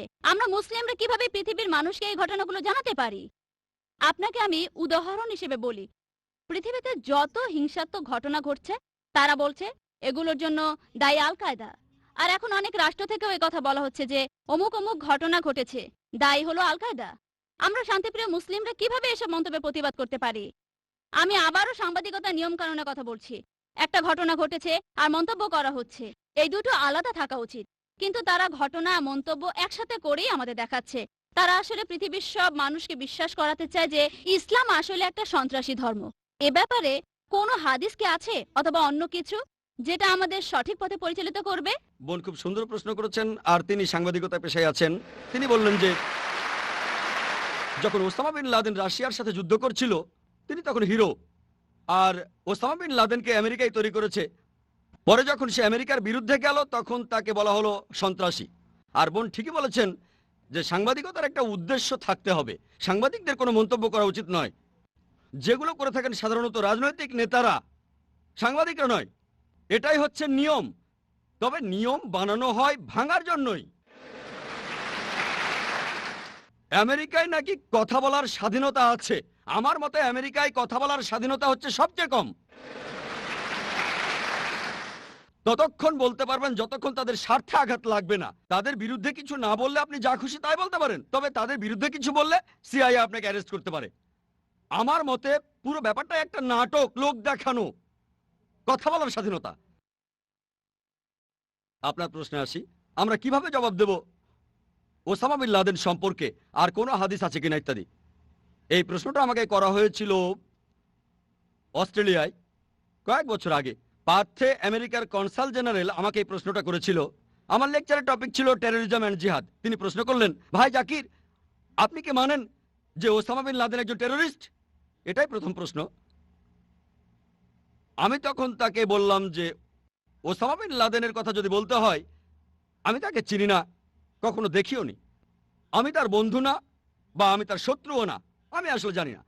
টিভি চ্যানেলের নিউজ রিপোর্টগুলো শুনে আমি এর উত্তর দিতে পারবো না। বিবিসি আর সিএনএন। আল্লাহ পবিত্রকরণে বলেছেন, সূরা হুজুরাতের 6 নম্বর আয়াতে উল্লেখ করা হয়েছে, তোমার কাছে যদি কোনো বার্তা আসে সেটা পরীক্ষা করে তারপর খবরটা অন্য কাউকে বলো। মিডিয়ায় সিএনএন আর বিবিসিতে যে নিউজগুলো দেখানো হয় সেই নিউজ রিপোর্ট দেখে আমি বলতে পারবো না যে আপনার কথা ঠিক, কারণ আমি জানি খবরগুলো বানানো। যদি না বুঝি যে খবরটা আসলেই সত্যি। আর ইয়োহান রেডলি যখন আফগানিস্তান থেকে ফিরে আসলেন তাকে প্রশ্ন করা হয়েছিল আল কায়দা সম্পর্কে মতামত কি। জানেন তিনি কি বলেছিলেন? আমার সন্দেহ হয় আল কায়দা আছে কিনা।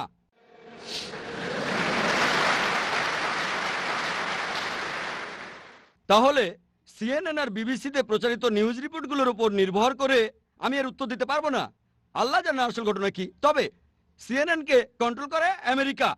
সেখানে জানতে পারি যে তারা হাজার হাজার আফগানিকে হত্যা করেছে, ইরাকে আক্রমণ করেছে। এই চ্যানেলগুলোই বলে। এই চ্যানেলের মালিক যারা, তারাই যখন এগুলো বলছে আর গর্ব করছে, তাহলে এই খবরটা নিশ্চিত।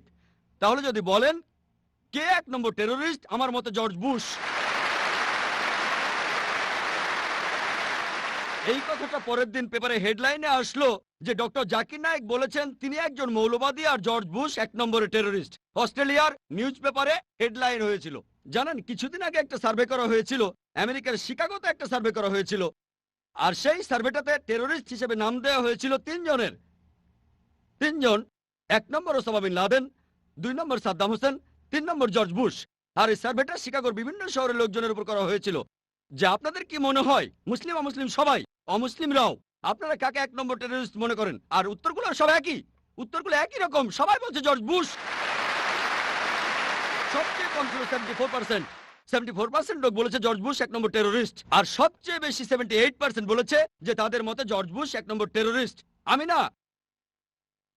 তবে লোকজন আসলে এসব কথা বলতে চায় না।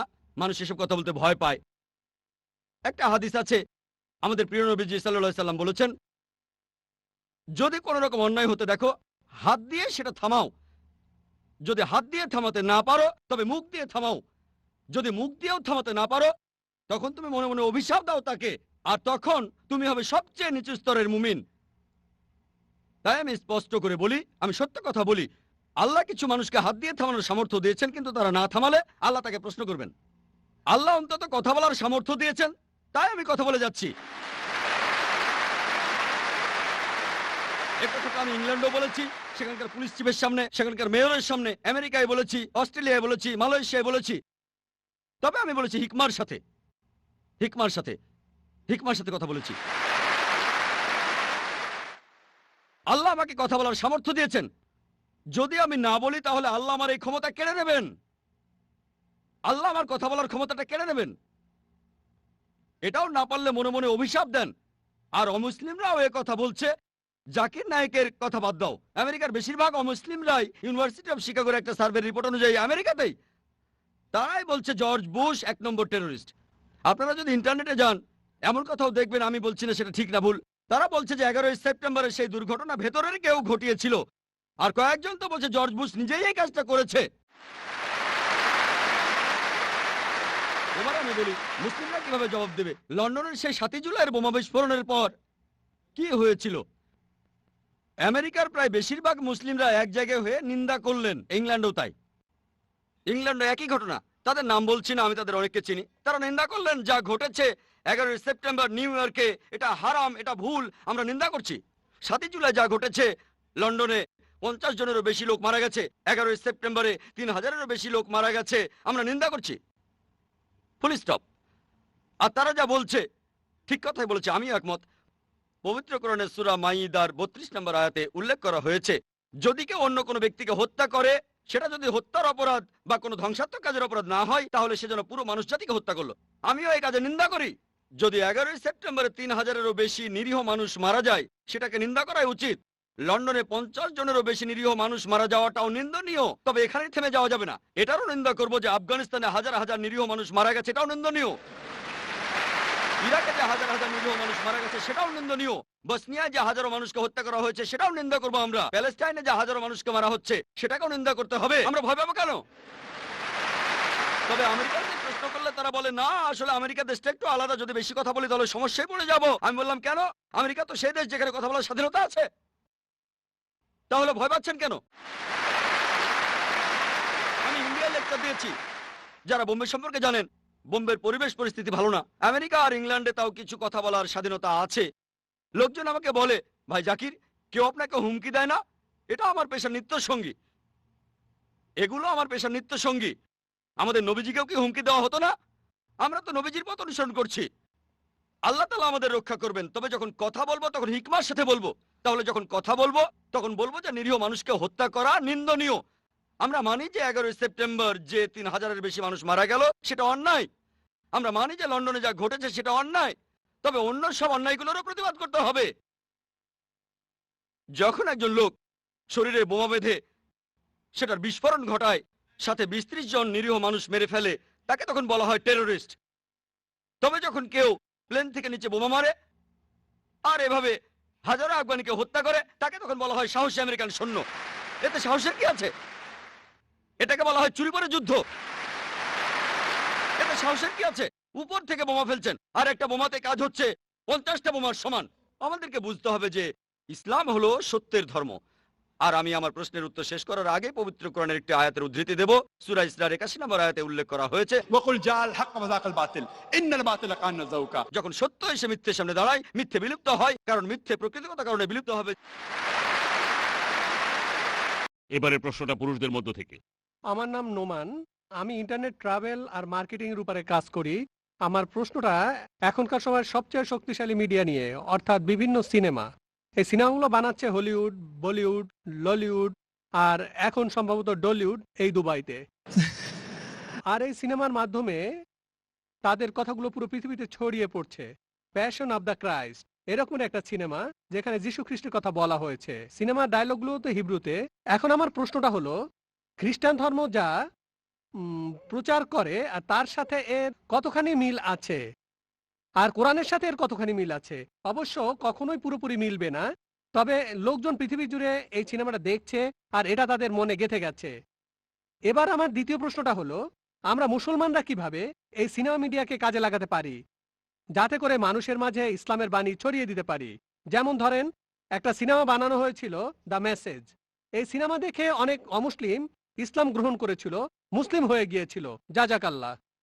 ভাই, আপনি প্রশ্ন করলেন যে সিনেমার মাধ্যমে আমরা নিজেদের মতামত প্রকাশ করতে পারি, ধর্ম প্রচার করতে পারি। হলিউড, বলিউড আর এখন আছে ডলিউড, এটা নতুন শব্দ, এর মানে দুবাই মিডিয়া সিটি। আর আপনি প্যাশন অফ ক্রাইস্টের কথা বললেন, এইসব সিনেমা সম্পর্কে আমার মতামত কি? ভাই, আমি প্যাশন অফ ক্রাইস্টটা দেখিনি, যদিও আমার দেখার ইচ্ছা আছে। আমি এই সিনেমাটা দেখিনি, সাধারণত আমি সিনেমা দেখি না, তবে এই সিনেমাটা দেখার ইচ্ছা আমার আছে। তবে এর উপরে রিপোর্ট পড়েছি, এই সিনেমাটা বানিয়েছিল মেল গিবসন। সেই সিনেমাটা অরিজিনাল ল্যাঙ্গুয়েজে বানিয়েছে, এটা নিয়ে অনেক সমালোচনা, যেভাবে বানিয়েছে। আর সিনেমাটা কিছুটা ইহুদিদের বিরুদ্ধে ছিল, এসব ব্যাপার নিয়ে অনেক হইচই হয়েছে। তবে এই সিনেমাটা নেগেটিভ সেন্সে জনপ্রিয়ও হয়েছে, যেহেতু এখানে নেগেটিভ কথা বলা হচ্ছে। এটা বক্স অফিস হিট করেছিল। সিনেমাটা অনেক রেকর্ড ভেঙেছিল, মেল গিবসন অনেক টাকা ঝুঁকি নিয়েছিল, সিনেমা অনেক টাকা ইনভেস্ট করেছিল। সেটা ফ্লপ হলে তখন তার অনেক টাকা লোকসান হতো। সিনেমাটা হিট করেছিল, আর সিনেমাতে অনেক সঠিক জিনিস ছিল, অনেক কিছু ভালো ইসলামিক দৃষ্টিভঙ্গির সাথে মেলে, আবার অনেক কিছু মেলেও না। আপনার দ্বিতীয় প্রশ্নটা ছিল মেসেজ সিনেমাটা নিয়ে। আমি এই সিনেমাটা দেখেছি, এটা বানিয়েছিল মোস্তফা আক্কাদ। অ্যান্থনি কুইন অভিনয় করেছিলেন হামজা হিসেবে, আল্লাহ তাকে শান্তিতে রাখুন। সিনেমাটা তখন বানানো হয়েছিল খুবই সুন্দরভাবে, আর আমি বলবো যে ইসলামিক লাইনের সিনেমার মধ্যে এটা একটা শ্রেষ্ঠ সিনেমা। আলহামদুলিল্লাহ, সিনেমার হিরোকে না দেখিয়ে, নবীজি মোহাম্মদ সাল্লাল্লাহু আলাইহি সাল্লামকে না দেখিয়ে, তার কোনো ছবি না দেখিয়ে, তার কণ্ঠস্বর না শুনিয়ে, আলহামদুলিল্লাহ সিনেমার সব ঘটনা মোহাম্মদ সাল্লাল্লাহু আলাইহি সাল্লামকে ঘিরেই হচ্ছে, কিন্তু তাকে দেখানো হচ্ছে না, কণ্ঠ শোনানো হচ্ছে না। একবার শুধু তার উঁটা লাঠিয়ে দেখানো হয়েছে এই। কিন্তু সেখানে ক্যামেরা যে অ্যাঙ্গেলে ধরা হয়েছে, যে যখন নবীজি ঘুরে অন্য কোনো দিকে তাকাচ্ছেন তখন ক্যামেরার অ্যাঙ্গেলটাও সেদিকে যাচ্ছে। ডিরেকশন অসাধারণ, এটা একটা মাস্টারপিস। আর এরকম ভালো সিনেমা আমাদের আরো প্রয়োজন। তবে এই সব সিনেমার বাজেট অনেক, কয়েক মিলিয়ন ডলার লাগে, লক্ষ লক্ষ ডলার এই বাজেটের ব্যাপারটা আছে। কিন্তু সিনেমাটা ব্যবসা সফল ছিল। মোস্তফা আক্কাদ তারপর আরেকটা ফিল্ম বানিয়েছিলেন, নাম ছিল ওমর মুক্তার। এটা ঠিক পুরোপুরি ইসলামের কথা বলছে না, একজন মুসলিমের কথা বলছে। আর এই সিনেমাটাও বক্স অফিসে হিট করেছিল। এরকম সিনেমা আরো দরকার, তবে খেয়াল রাখতে হবে সেটা যেন শরিয়া মেনে হয়, কোরআন আর সুন্নাহ মেনে। যেমন আমি মনে করি না যে মেসেজ সিনেমাটার সবকিছুই ঠিক। সব মিলিয়ে সিনেমাটা ভালো, কিছু ভুল জিনিসও দেখানো হয়েছে, তবে সব মিলিয়ে সিনেমাটা ভালো, সামগ্রিকভাবে এটা ভালো। আমাদেরকে ইসলামিক শরিয়া মেনে এরকম সিনেমা বানাতে হবে, কোরআন আর হাদিসের বিরুদ্ধে যাব না, শরিয়া মেনেই বানাবো। শুধু সিনেমায় নয়, আমাদের নাটক বানাতে হবে, সিরিয়াল বানাতে হবে, ডকুমেন্টারি বানাতে হবে। আর মিডিয়া জিনিসটা আসলে একটা সাদা হাতি, সাদা হাতি, সাদা হাতি। আপনারা হয়তো কোন বানাগা ক্রোড়পতির নাম শুনেছেন। আসল অনুষ্ঠানটা who wants to be a millionaire, প্রতি অনুষ্ঠানে $1 মিলিয়ন খরচ করে, মাত্র একটা এপিসোডে 4 কোটিরও বেশি রুপি খরচ করে, মাত্র একটা এপিসোডে 45 থেকে 50 মিনিট। বোম্বেতে লেবার কস্ট অনেক কম, তবে অমিতাভ বচ্চন এক্সপেন্সিভ। তাহলে এইসব ক্ষেত্রে বাজেটে বাধা আছে। যাদের এইসব খরচ বহনের সামর্থ্য আছে তারা যদি স্পন্সর করেন, তাহলে এমন ফিল্ম বানিয়ে আমরা ইসলামকে প্রচার করতে পারি। তবে আমি বিশ্বাস করি মাকরুম মাকার আল্লাহ ওয়াল্লাহু খায়রুল মাকারিন। হলিউডে একটা সিনেমা বানানো হয়েছে, দ্য কিংডম অফ হেভেন। সিনেমাটা বানিয়েছেন খুবই বিখ্যাত একজন ডিরেক্টর, আর তিনি এখানে দেখিয়েছেন কিভাবে ক্রুসেডাররা আক্রমণ করে হাজারো মানুষকে হত্যা করলো। আর তারপর সালাউদ্দিন হিরো, তিনি আসলেন, তাকে এখানে হিরো দেখানো হয়েছে। এই ব্যাপারটা নিয়ে পশ্চিমা মিডিয়ায় খুবই হইচই হয়েছিল যে এমন সিনেমা কিভাবে বানালো। সে একজন খ্রিস্টান, সে তার সিনেমায় আসল সত্যি কথাটা তুলে ধরেছে। তবে এই ব্যাপারটা পশ্চিমারা হজম করতে পারেনি, খুবই হইচই হয়েছিল। তবে যেহেতু সিনেমা ডিরেক্টর ছিলেন খুবই বিখ্যাত, আলহামদুলিল্লাহ এতে করে খুব বেশি একটা ক্ষতি হয়নি। তাহলে একজন অমুসলিম এমন সিনেমা বানিয়েছে। আমি যদিও সিনেমাটা দেখিনি, তবে নিউজ রিপোর্ট পড়েছি যে সিনেমাটা খুবই সুন্দর। এখানে তুলনামূলকভাবে অনেক সত্যিই বলা হয়েছে। এমন সিনেমাকে উৎসাহিত করতে হবে। আশা করি উত্তরটা পেয়েছেন। ওয়ালাইকুম আসসালাম। এই প্রশ্নটা আমার বাবা মায়ের পক্ষ থেকে করছি। আমার প্রশ্নটা হলো মুসলিম মিডিয়াকে সাহায্য করার ব্যাপারে। আরব বিশ্বের ব্যাপারে কি বলবেন, বিশেষ করে ইন্ডিয়ার ব্যাপারে? প্রশ্ন করলেন আমার ছোট্ট এক ভাই তার বাবা মায়ের পক্ষ থেকে যে মুসলিম মিডিয়াকে সাহায্য করার ব্যাপারে আরব বিশ্বের উদ্দেশ্যে আমি কি বলবো, বিশেষ করে ইন্ডিয়ার ব্যাপারে। দেখবেন সময়ের সাথে সাথে আমাদের পরিস্থিতিও বদলে যায়। মাত্র কয়েক দশক আগেও আরবরা ইন্ডিয়ায় আসতো ব্যবসার জন্য। ইন্ডিয়া তখন ছিল সবার উপরে, আর মাশাআল্লাহ ইন্ডিয়ানদের অনেকেই তখন যাকাত দিত, তাতে আরবদেরও অনেক উপকার হয়েছে। এখন অনেক দামি সম্পদ, কালো স্বর্ণ আল্লাহ তাদের দিয়েছেন মাশাআল্লাহ। এখন তারা অনেক ধনী। এখন দেখা যায় যে ইন্ডিয়ানরাই আরব বিশ্বে চাকরি করতে আসে, ব্যবসা করতে আসে, দুবাইয়ে, সৌদি আরবে আসে। আলহামদুলিল্লাহ। আমি তাদের উদ্দেশ্যে যেটা বলতে পারি যে মুসলিমদের কথা যদি বলতেই হয়, সে কথাটা আমি আগেও বলেছি যে সব মুসলিমেরই দায়িত্ব ইসলামকে প্রচার করা। আল্লাহ তাআলা আপনাদের বেশি সম্পদ দিয়েছেন, তাই আপনাদেরকে বেশি প্রশ্ন করবেন।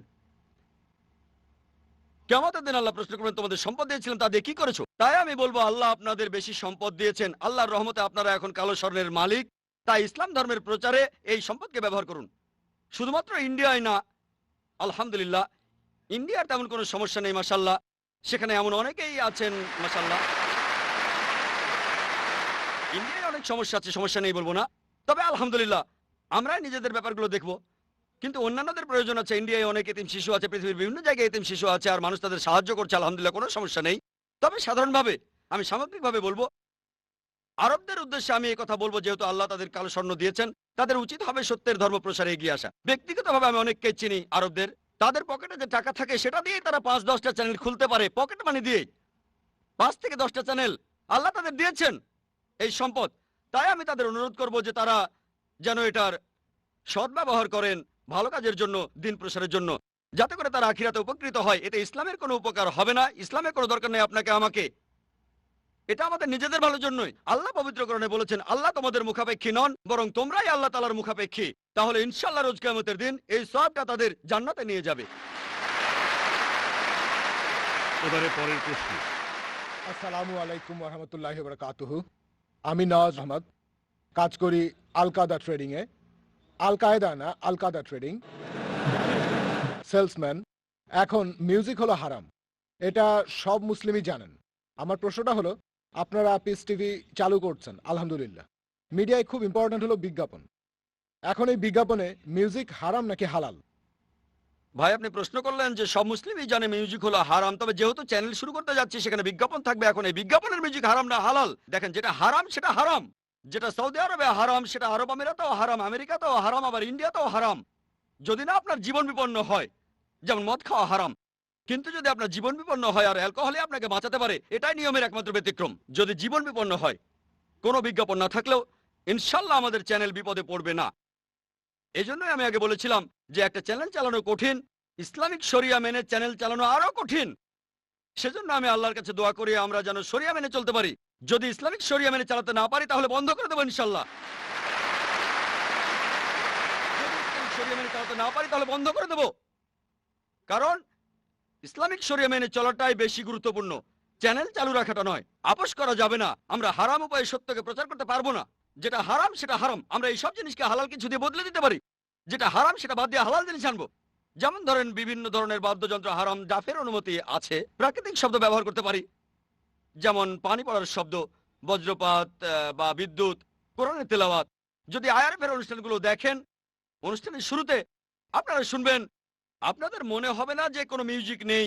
যদিও আমরা মিউজিক ব্যবহার করি না, তবে এই প্রাকৃতিক শব্দগুলো সেই সব অনুষ্ঠানে যেভাবে শুনবেন, আলহামদুলিল্লাহ, এই শব্দ এগুলো একই রকম না, কিন্তু শুনতে অনেকটা মিউজিকের মতো। তবে প্রভাবটা ভালো, এটা আপনাকে আল্লাহর কাছ থেকে দূরে নিয়ে যাবে না, এটা আপনাকে আল্লাহ তাআলার কাছে নিয়ে আসবে। তাহলে প্রাকৃতিক শব্দ ব্যবহার করা যায়। আর এমন কোনো বিজ্ঞাপন দেখাবো না যেটা হারাম, কোনো হারাম অ্যাড দেখাবো না, যেমন কোনো অ্যালকোহল নিয়ে বিজ্ঞাপন, অথবা সুদ নিয়ে কাজ করে এমন কোনো কোম্পানি বা ব্যাংক, অথবা যেসব বিজ্ঞাপনে মহিলাদের শরীর দেখানো হয়ে থাকে। যদিও আমাদের চ্যানেলে বিজ্ঞাপন দিতে চান হালাল বিজ্ঞাপন, তাহলে স্বাগতম জানাই। তা না হলে বিজ্ঞাপনের কোনো প্রয়োজন নেই। আমাদের আল্লাহর সাহায্য দরকার, সেটাই বেশি গুরুত্বপূর্ণ। আশা করি উত্তরটা পেয়েছেন। ভাই, হাই, আমি আরেকটা প্রশ্ন করব। কোরআনে সূরা আলাকের 2 নম্বর আয়াতে বলা হয়েছে, আল্লাহ মানুষকে একটা জমাট বাঁধা রক্তপিণ্ড থেকে সৃষ্টি করেছেন। আমি এই কয়েকদিন আগে পবিত্র কোরআনের এই সূরাটার উর্দু অনুবাদটা শুনেছিলাম। সেখানেও বলা হয়েছিল যে রক্তপিণ্ড থেকে মানুষ সৃষ্টি হয়। আমরা এটা জানি, মানে এখন এটা সবাই জানে যে আমরা মানুষ জাতি জন্মাই কোনো রক্তপিণ্ড থেকে না, জন্মাই শুক্র থেকে। আর আমি এরকম একটা অনুবাদও পড়েছি, অন্য আরেকটা আয়াতে আছে, পরে আমি এই বিন্দুকে ব্র্যাকেটে শুক্র পরিণত করি রক্তপিণ্ডে, তারপর এই রক্তকে পরিণত করি মাংসপিণ্ডে। মানে রক্তে পরিণত হচ্ছে দ্বিতীয় স্টেজে। আমার মনে হয় না যে এই সময় সেটা রক্তপিণ্ডে পরিণত হয়। আপনি একজন ডাক্তার, হয়তো এটা বুঝিয়ে বলতে পারবেন। শিওর, জ্ঞানীদের জিজ্ঞেস করুন। পবিত্র কোরআনের সূরা নাহলের 43 নম্বর আয়াত এবং সূরা আম্বিয়ার 7 নম্বর আয়াতে বলা হয়েছে, ফাসালু আহলাল যিকরি ইন কুনতুম লা তা'লামুন। যদি না জানো তবে জ্ঞানীদের জিজ্ঞাসা করো। আমি খুব বেশি কিছু জানি না, তবে এই ব্যাপারগুলো সম্পর্কে জানি আলহামদুলিল্লাহ। আমি বেশি কিছু জানি না, আমি বিভিন্ন ধর্মের একজন ছাত্র আর সামান্য একজন ডাক্তার, MBBS। তবে এইসব ব্যাপারে আমি জানি। এই একই যুক্তি দেখিয়েছিলেন ডক্টর উইলিয়াম ক্যাম্বেল। আমি একবার তার সাথে বিতর্ক করেছিলাম। তিনি একজন মেডিকেল ডাক্তার আর কোরআনের বিরুদ্ধে বই লিখে তিনি PhD করেছিলেন। তার বইতে লিখেছেন যে কোরআনে 30টা বৈজ্ঞানিক ভুল আছে। 8 বছরে কোনো মুসলিম উত্তর দেয়নি। আমেরিকার ছাত্ররা আমাকে একটা বিতর্কের জন্য ডাকলো, তারপর আমি আমেরিকার শিকাগোতে গেলাম কয়েক বছর আগে। বিতর্কের বিষয়টা ছিল কোরআন এবং বাইবেল বিজ্ঞানের আলোকে। আর তার একটা যুক্তিও ছিল একই, আপনি যেটা বললেন। কোরআনের যে আয়াতটা প্রথম নাজিল হয়েছিল সূরা আলাক বা সূরা ইকরা 1 ও 2 নম্বর আয়াতে উল্লেখ করা হয়েছে, ইকরা বিসমি রাব্বিকাল্লাযী খালাক খালাকাল ইনসানা মিন আলাক। পাঠ করো তোমার প্রতিপালকের নামে, যিনি সৃষ্টি করেছেন, মানুষকে সৃষ্টি করেছেন জমাট বাঁধা রক্তপিণ্ড থেকে। তার মতে কোরআনের এই কথাগুলো হচ্ছে নকল করা। গ্রিকরা এভাবে ভাবতো যে মানুষ তৈরি হয় রক্ত থেকে। এটা একটা পুরনো থিওরি, যেটা ভুল বলে প্রমাণিত। আর মেডিকেল ডাক্তার হিসেবে আমিও জানি মানুষ কোনো রক্তপিণ্ড থেকে জন্ম নেয় না। তাহলে ডক্টর উইলিয়াম ক্যাম্বেলের মতে আমাদের নবীজি অমুক অমুক জায়গা থেকে এগুলো নকল করেছেন, বড় একটা লিস্ট রিসার্চ। আর তিনি বললেন যে নবীজি সাল্লাল্লাহু আলাইহি ওয়াসাল্লাম, নাউজুবিল্লাহ, আমাদের নবীজি তিনি নকল করেছেন সিরিয়ানদের, গ্রিকদের। এগুলো তিনি নাকি রিসার্চ করে জেনেছিলেন পিএইচডি করতে গিয়ে। তিনি পিএইচডি ডক্টর, আবার মেডিকেল ডক্টর। এরপর তিনি আরো বললেন, আপনারা যেসব অনুবাদ পড়েন বলা হয়েছে রক্ত রক্ত রক্ত, তবে ইদানিং কিছু মুসলিম অনুবাদ করছে আলাকা আলাকা, অর্থাৎ জোকের মতো কিছু একটা। তিনি এটা জানতেন, আমি জানতাম না, তিনি জানতেন। তবে তিনি তখন বলেছিলেন আমাদের সেই অর্থটা নিতে হবে।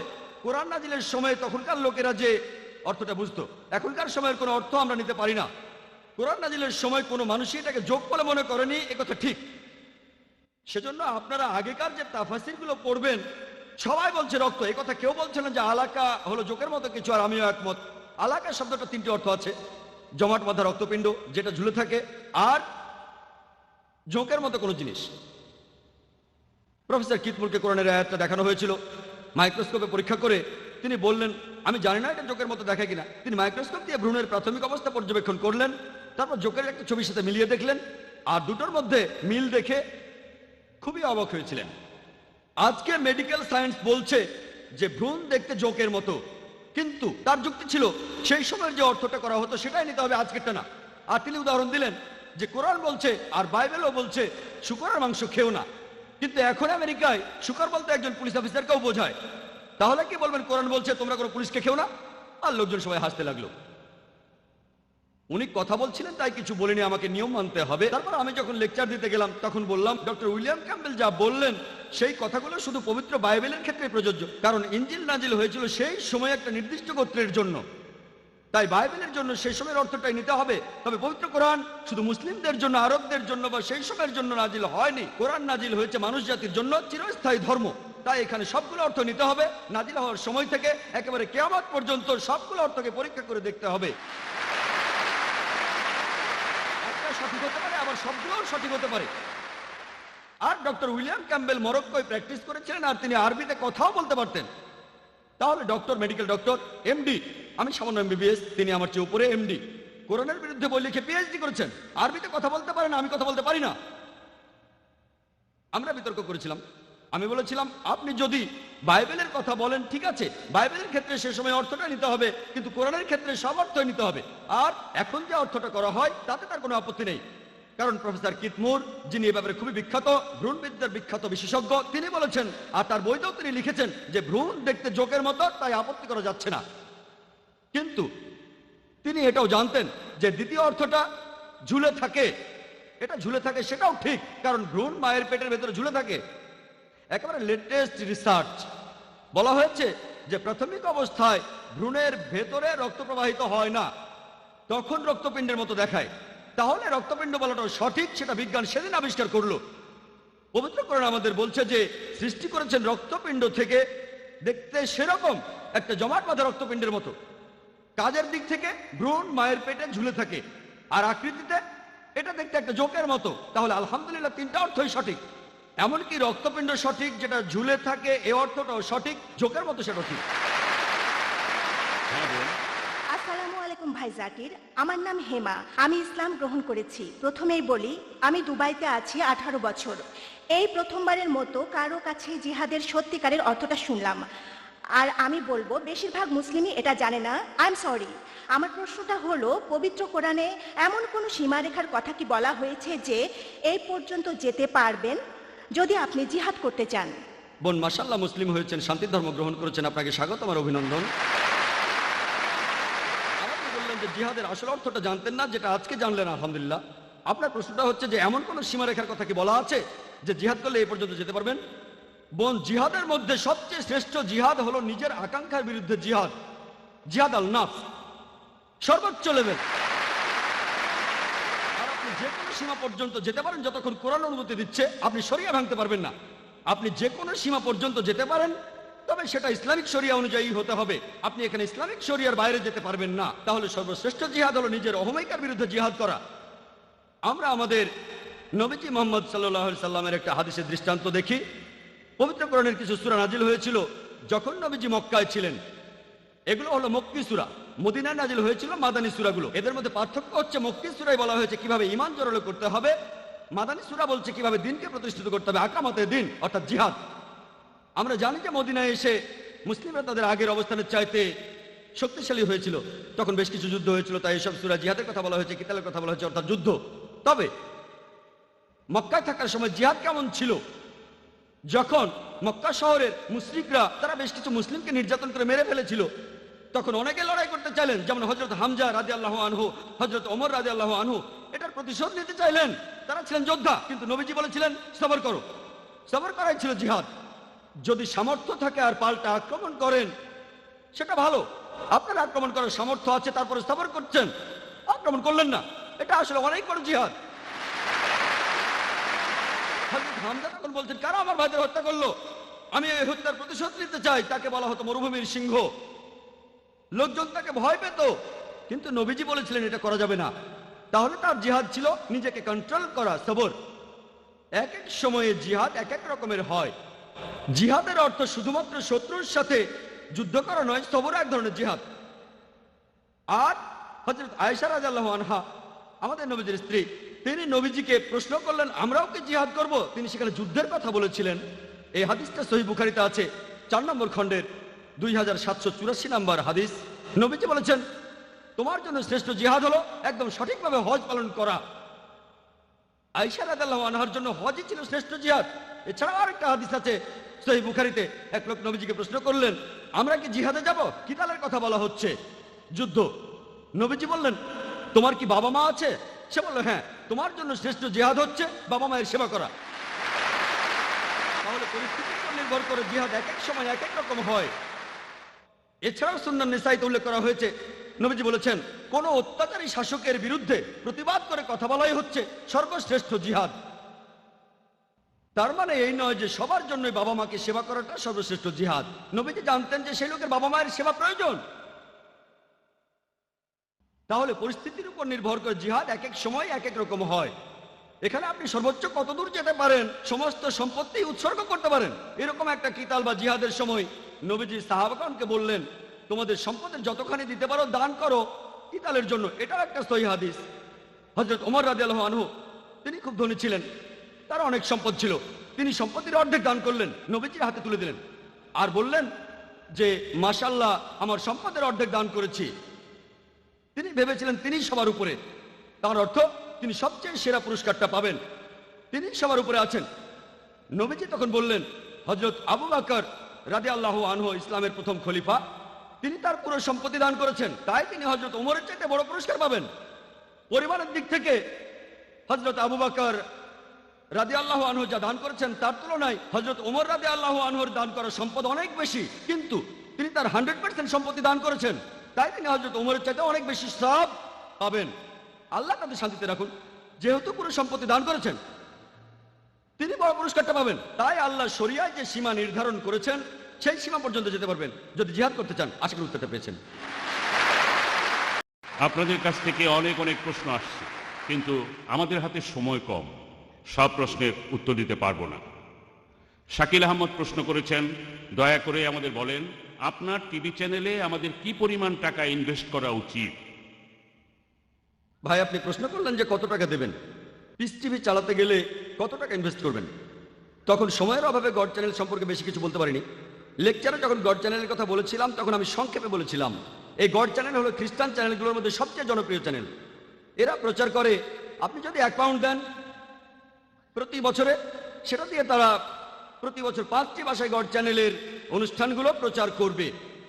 তার মানে আপনি যদি £20 দেন তাহলে কথাটা দাঁড়ায় প্রতি বছরে 100টি ভাষায় প্রচার করবে।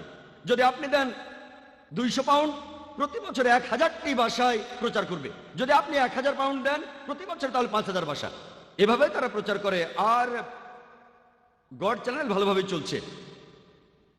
এখন পিস টিভির কথা যদি বলতে হয়, মুসলিমরা একসাথে এমন অনেক কাজ করে যেখানে তারা টাকা ইনভেস্ট করে, তারপর সেখানে তারা লাভ করে আর সেই টাকা তারা ভাগাভাগি করে নেয়। তবে পিস টিভির কথা যদি বলি, এই চ্যানেলটা কোনো কমার্শিয়াল চ্যানেল না। আপনারা যা কিছু দেবেন সেটার প্রতিদান পাবেন আখিরাতে ইনশাআল্লাহ, কয়েক গুণ বেশি। আল্লাহ পবিত্র কোরআনে সূরা বাকারা 261 নম্বর আয়াতে উল্লেখ করেছেন, যদি একটি শস্য বীজ বপন করো আল্লাহ সুবহানাহু ওয়া তাআলার পথে, আল্লাহ 7টি শীষ দেবেন, প্রত্যেক শীষে 100 শস্য দানা, তার মানে 700 গুণ বেশি লাভ। ব্যবসার ভাষায় বললে 70,000% লাভ। আর আল্লাহ তাআলা এখানে আরো বলেছেন তিনি বেশিও দিতে পারেন। তাহলে আপনারা যারা হেল্প করবেন ইনশাআল্লাহ আখিরাতের সময় তারা কয়েক গুণ বেশি প্রতিদান পাবেন। আপনারা যাই দেন সবাইকে স্বাগত জানাই। আল্লাহ এটা দেখবেন না যে আপনি কত দিয়েছেন, তিনি দেখবেন আপনি কত পার্সেন্ট দিয়েছেন। একজন ধনী লোক যদি আমাকে অনেক টাকা দেয়, $1,00,000 বা $1 মিলিয়ন, এই ধনী লোকের কাছে এই টাকাটা হয়তো তার সম্পদের 1%-এরও কম। কোন গরিব লোক $10 দিল, যেটা তার সঞ্চয়ের 50%, সেই বেশি সওয়াব পাবে। আমাদের চ্যানেলটা আসলে চলবে আল্লাহর সাহায্যে। আমি যে দাওয়াত দেই, আমি কিন্তু নিজেকে খুব বেশি বুদ্ধিমান মনে করি না। বিশ্বাস করুন, আমি তোতলা ছিলাম। যারা আমাকে ছোটবেলা থেকে চেনেন তারাও জানে আমি তোতলা ছিলাম। কেউ জিজ্ঞেস করলো তোমার নাম কি, আমি বললাম জাকির। এই অবস্থা ছিল। আমি অবশ্য মুসা নবীর দোয়াটা পড়ি, উনিও তোতলা ছিলেন। রাব্বি ইশরাহ লি সাদরি ওয়া ইয়াসসির লি আমরি ওয়াহলুল উকদাতাম মিন লিসানি ইয়াফকাহু কাওলি। হে আমার প্রভু, আমার বক্ষ প্রশস্ত করিয়া দাও, আমার জিহ্বার জড়তা দূর করিয়া দাও, যাহাতে লোকে আমার কথা বুঝিতে পারে। তাই আল্লাহ সাহায্য করবেন। আমি নিজেকে খুব বুদ্ধিমান ভাবি না, তাই এখানে আমাদের আসলে আল্লাহর সাহায্য দরকার। আর আল্লাহ বিভিন্ন উপায়ে তার বান্দাদের সাহায্য করেন। আপনারা যত টাকাই দেন না কেন, এখানে আমি আবারও বলবো সেটার পার্সেন্টেজটা দেখেন। আমি আপনাদের বলবো আপনারা টাকার পরিমাণটা দেখবেন না, আপনি ঠিক করবেন যে ইনশাল্লাহ আমি যে জাকাত দেই তার পাশাপাশি আমার প্রতি মাসের ইনকামের 20% দেব পিস টিভিকে, 25%, 30%। কেউ যদি গরিব হয়ে থাকে সে হয়তো বলবে যে আমি ইনকাম থেকে দিয়ে দেব 20%, সেটার পরিমাণ হতে পারে $100। কিন্তু সে বিলিয়নিয়ার হলে সেই 20% হতে পারে $1 বিলিয়ন। তখন তার হার্ট টিক এত টাকা দিয়ে দেব। কিন্তু ভুলে যাচ্ছেন যে কুফরি করার জন্য আপনার কাছে আরো 80% আছে। একজন ভালো ব্যবসায়ী এই পার্সেন্টেজটা বাড়াবে। তাই আমি ধনী লোকদের সবসময় বলি, যখন দান করছেন আপনার ইনকামের একটা পার্সেন্টেজ সেখানে দান করুন। এটা করলে আখিরাতে আপনাদের জন্য সুসংবাদ থাকবে। আল্লাহ সুবহানাহু ওয়া তাআলা আপনাকে কখনোই ঠকাবেন না, আপনি সেরা পুরস্কারটাই পাবেন। তাই আপনারাই ঠিক করুন 20%, 25%, 30%, যত ইনকাম করব তার এত পার্সেন্ট জাকাতের পাশাপাশি আল্লাহর পথে খরচ করব। আর ইনশাআল্লাহ আল্লাহ আপনাকে প্রতিদান দেবেন এই জীবনে এবং আখিরাতে। আশা করি উত্তরটা পেয়েছেন। পরের প্রশ্ন পুরুষদের মধ্য থেকে। হ্যাঁ, আসসালামু আলাইকুম। ওয়ালাইকুম আসসালাম। আমার নাম Riaz Ahmed, sales and marketing এর চাকরি করি। আপনার কাছে আমার প্রশ্নটা হলো, আমরা সবাই এটা জানি যে পশ্চিমা মিডিয়া ইসলাম আর মুসলিমদের সম্পর্কে অনেক ভুল খবর ছড়াচ্ছে, আমরা এটা সবাই জানি। তবে এটার চাইতেও খারাপ ব্যাপার হলো, এমনকি কিছু মুসলিম দেশেও আমরা দেখি, এমনকি এই মধ্যপ্রাচ্যেও আমরা এমনটা দেখি, এখানকার মিডিয়াতেও একই কথা বলা হচ্ছে, এখানেও মুসলিমদের টেররিস্ট বলা হচ্ছে। ভাই, আপনি প্রশ্ন করলেন যে মিডিয়া ইসলামকে মিথ্যা অপবাদ দিচ্ছে। দুর্ভাগ্যজনকভাবে কিছু মুসলিমও তাদের শব্দ ব্যবহার করছে। এই ব্যাপারটা জানতে চাইলে সেই সব মুসলিমদের প্রশ্ন করুন, আমাকে না। সেই লোকগুলোকে জিজ্ঞেস করুন। আর কিছু মুসলিম এই ব্যাপারগুলো সম্পর্কে ভালো করে জানে না বলে এই অভিযোগগুলো মেনে নেয়। যেমন ধরুন, এক মুসলিম একবার আমাকে বলেছিল তালেবানরা খারাপ। আসলে কিন্তু তিনি তালেবানদের শত্রু ছিলেন না। তাই মাঝে মধ্যে এখন মিডিয়া আমাদের অনুষ্ঠানের মাঝে এতটাই আচ্ছন্ন করে রাখে, আমরা যা শুনি, আমরা যা দেখি, তার সবকিছু বিশ্বাস করি। তাই একজন মুসলিম হিসেবে আমরা যেটা করব, আমরা সেই সব মুসলিমদের ভুল ধারণাগুলো ভেঙে দেওয়ার চেষ্টা করব, পাশাপাশি মিডিয়ার মিথ্যাচারের প্রতিবাদ জানাবো। আর ইনশাল্লাহ আমরা যুক্তি দিয়ে কথা বলবো। এমন করবো না যে আমরা ঠিক বলছি, আমরা যুক্তি দিয়ে বোঝাবো যে ইসলাম হলো সত্যের ধর্ম, ইসলাম হলো শান্তি ধর্ম, আর শুধুমাত্র ইসলামের মাধ্যমে এই পৃথিবীতে শান্তি প্রতিষ্ঠা সম্ভব। ইসলাম ছাড়া আর কোনো পথ নেই। আল্লাহ পবিত্র কোরআনে সূরা ইমরানের 19 নম্বর আয়াতে উল্লেখ করেছেন, ইন্নাদ দীনা ইনদাল্লাহিল ইসলাম, আল্লাহর কাছে একমাত্র গ্রহণযোগ্য দিন হলো ইসলাম, যার অর্থ নিজের ইচ্ছাকে আল্লাহর কাছে সমর্পণ করে শান্তি অর্জন করা। ধন্যবাদ। এবারে প্রশ্নটা মহিলাদের মধ্য থেকে। এই প্রশ্নটাও করেছেন একজন অমুসলিম। হেমা খাতার উসমান প্রশ্ন করেছেন, আপনি বললেন মুসলমানদের মাঝে কিছু কুলাঙ্গার আছে যারা খারাপ কাজ করে, মিডিয়াও তাদের তুলে ধরে। এই মুসলিমরা কি ধর্মের নামে এসব কাজ করে মিডিয়াকে সুযোগ দিচ্ছে না? এতে অমুসলিমরাও ভুল বুঝছে। প্রশ্নটা করেছেন একজন অমুসলিম। আর খুবই সুন্দর প্রশ্ন যে মুসলিমদের মধ্যে বেশ কিছু কুলাঙ্গার আছে এই কুলাঙ্গাররাই কি মিডিয়াকে ইসলামের নামে মিথ্যে কথা ছড়ানোর সুযোগ করে দিচ্ছে না? এই কুলাঙ্গাররা তো আসলে কোনো মুসলিমই নয়। একজন মুসলিম কখনো এমন ভুল কাজ করবে না। মুসলিম শব্দটার অর্থ হলো যে ব্যক্তি তার নিজের ইচ্ছাকে আল্লাহ তাআলার কাছে সমর্পণ করে। মুসলিমদের মধ্যে এই কুলাঙ্গাররা হচ্ছে আসলে নকল মুসলিম। নাম হতে পারে মোহাম্মদ, জাকির, আব্দুল্লাহ, সুলতান ইত্যাদি ইত্যাদি। নাম দিয়ে আপনি মুসলিম হবেন না, আপনি মুসলিম হবেন কাজ দিয়ে। আল্লাহর কাছে নিজের ইচ্ছাকে সমর্পণ করলেই আপনি মুসলিম হবেন। তাহলে এই লোকগুলো সত্যিকারের মুসলিম নয়, তবে তাদের নামগুলো মুসলিম। তাই মিডিয়াকে সুযোগ দিচ্ছে কি দিচ্ছে না এটা নিয়ে তারা ভাবে না। তারা তো তাদের নিজেদের ধর্ম নিয়েই ভাবে না। তারা নিজেদের ধর্মকে থোড়াই কেয়ার করে, কিন্তু তারা তাদের ধর্মকে নিয়ে ভাবে না। মিডিয়া কি বলছে সেটা নিয়েও তারা ভাবে না। তবে আমি মিডিয়ার দোষ দেব। মিডিয়া কেন অল্প কিছু মানুষের কাজকে তুলে ধরছে? যদি মুসলিমদের বেশিরভাগই এসব কাজ করত, তখন ইসলামকে অপবাদ দিলে আমিও আপত্তি করতাম না।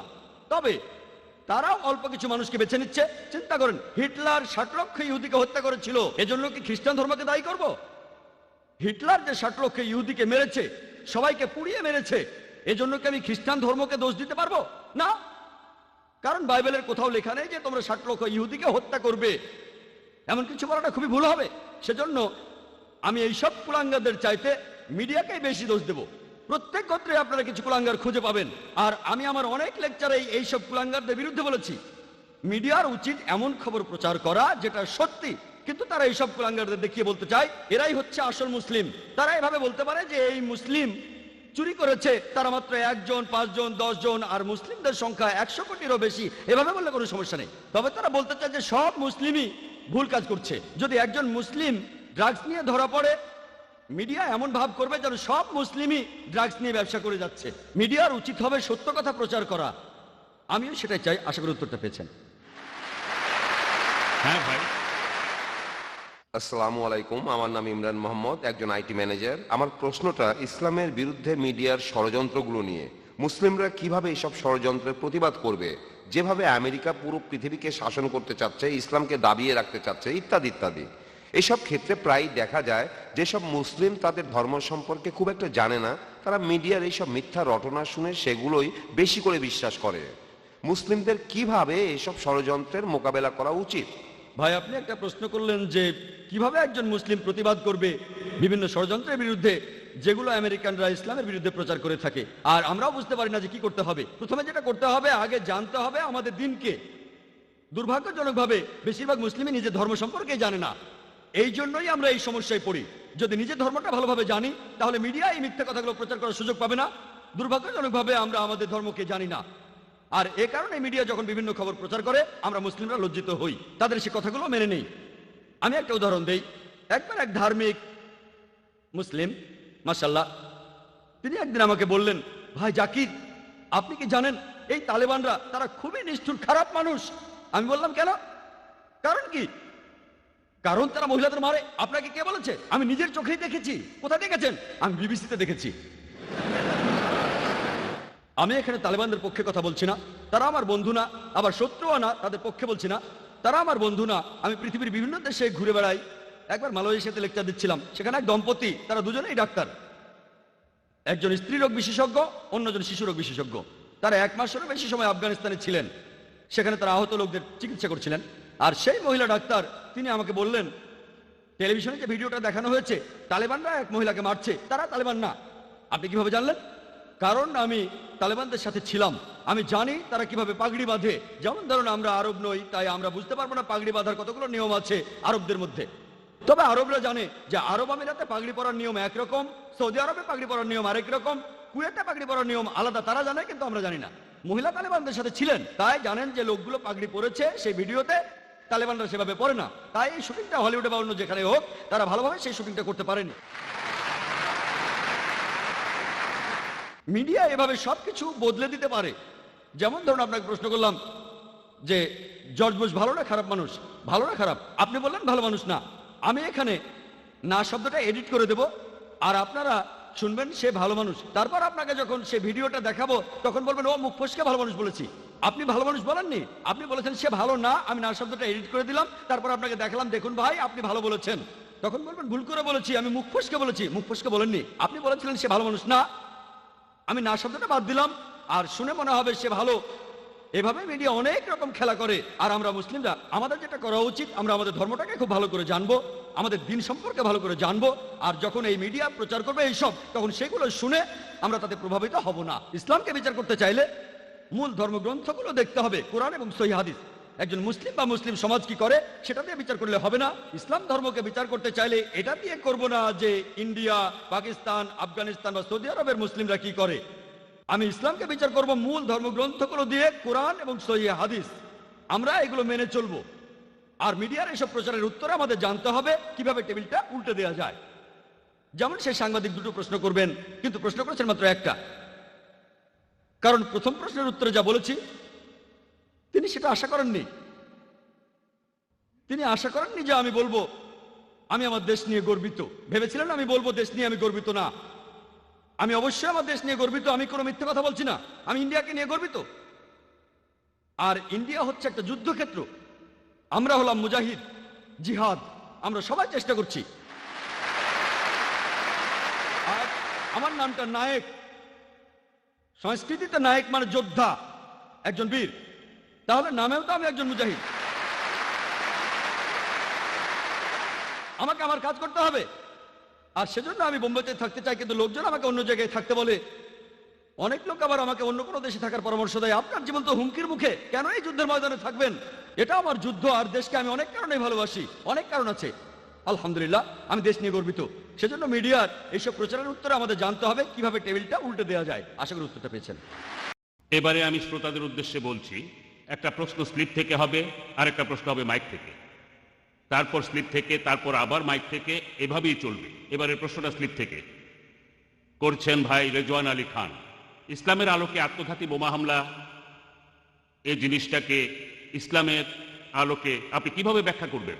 যদি আত্মঘাতী বোমা হামলার কথা বলা হয়, এখানে বেশিরভাগ বিশেষজ্ঞরাই, শেখ নাসিরুদ্দিন আলবানী, শেখ বিন বাজ, শেখ ওদাইমি, তিনজনই খুব বড় বিশেষজ্ঞ, আল্লাহ তাদের শান্তিতে রাখুন।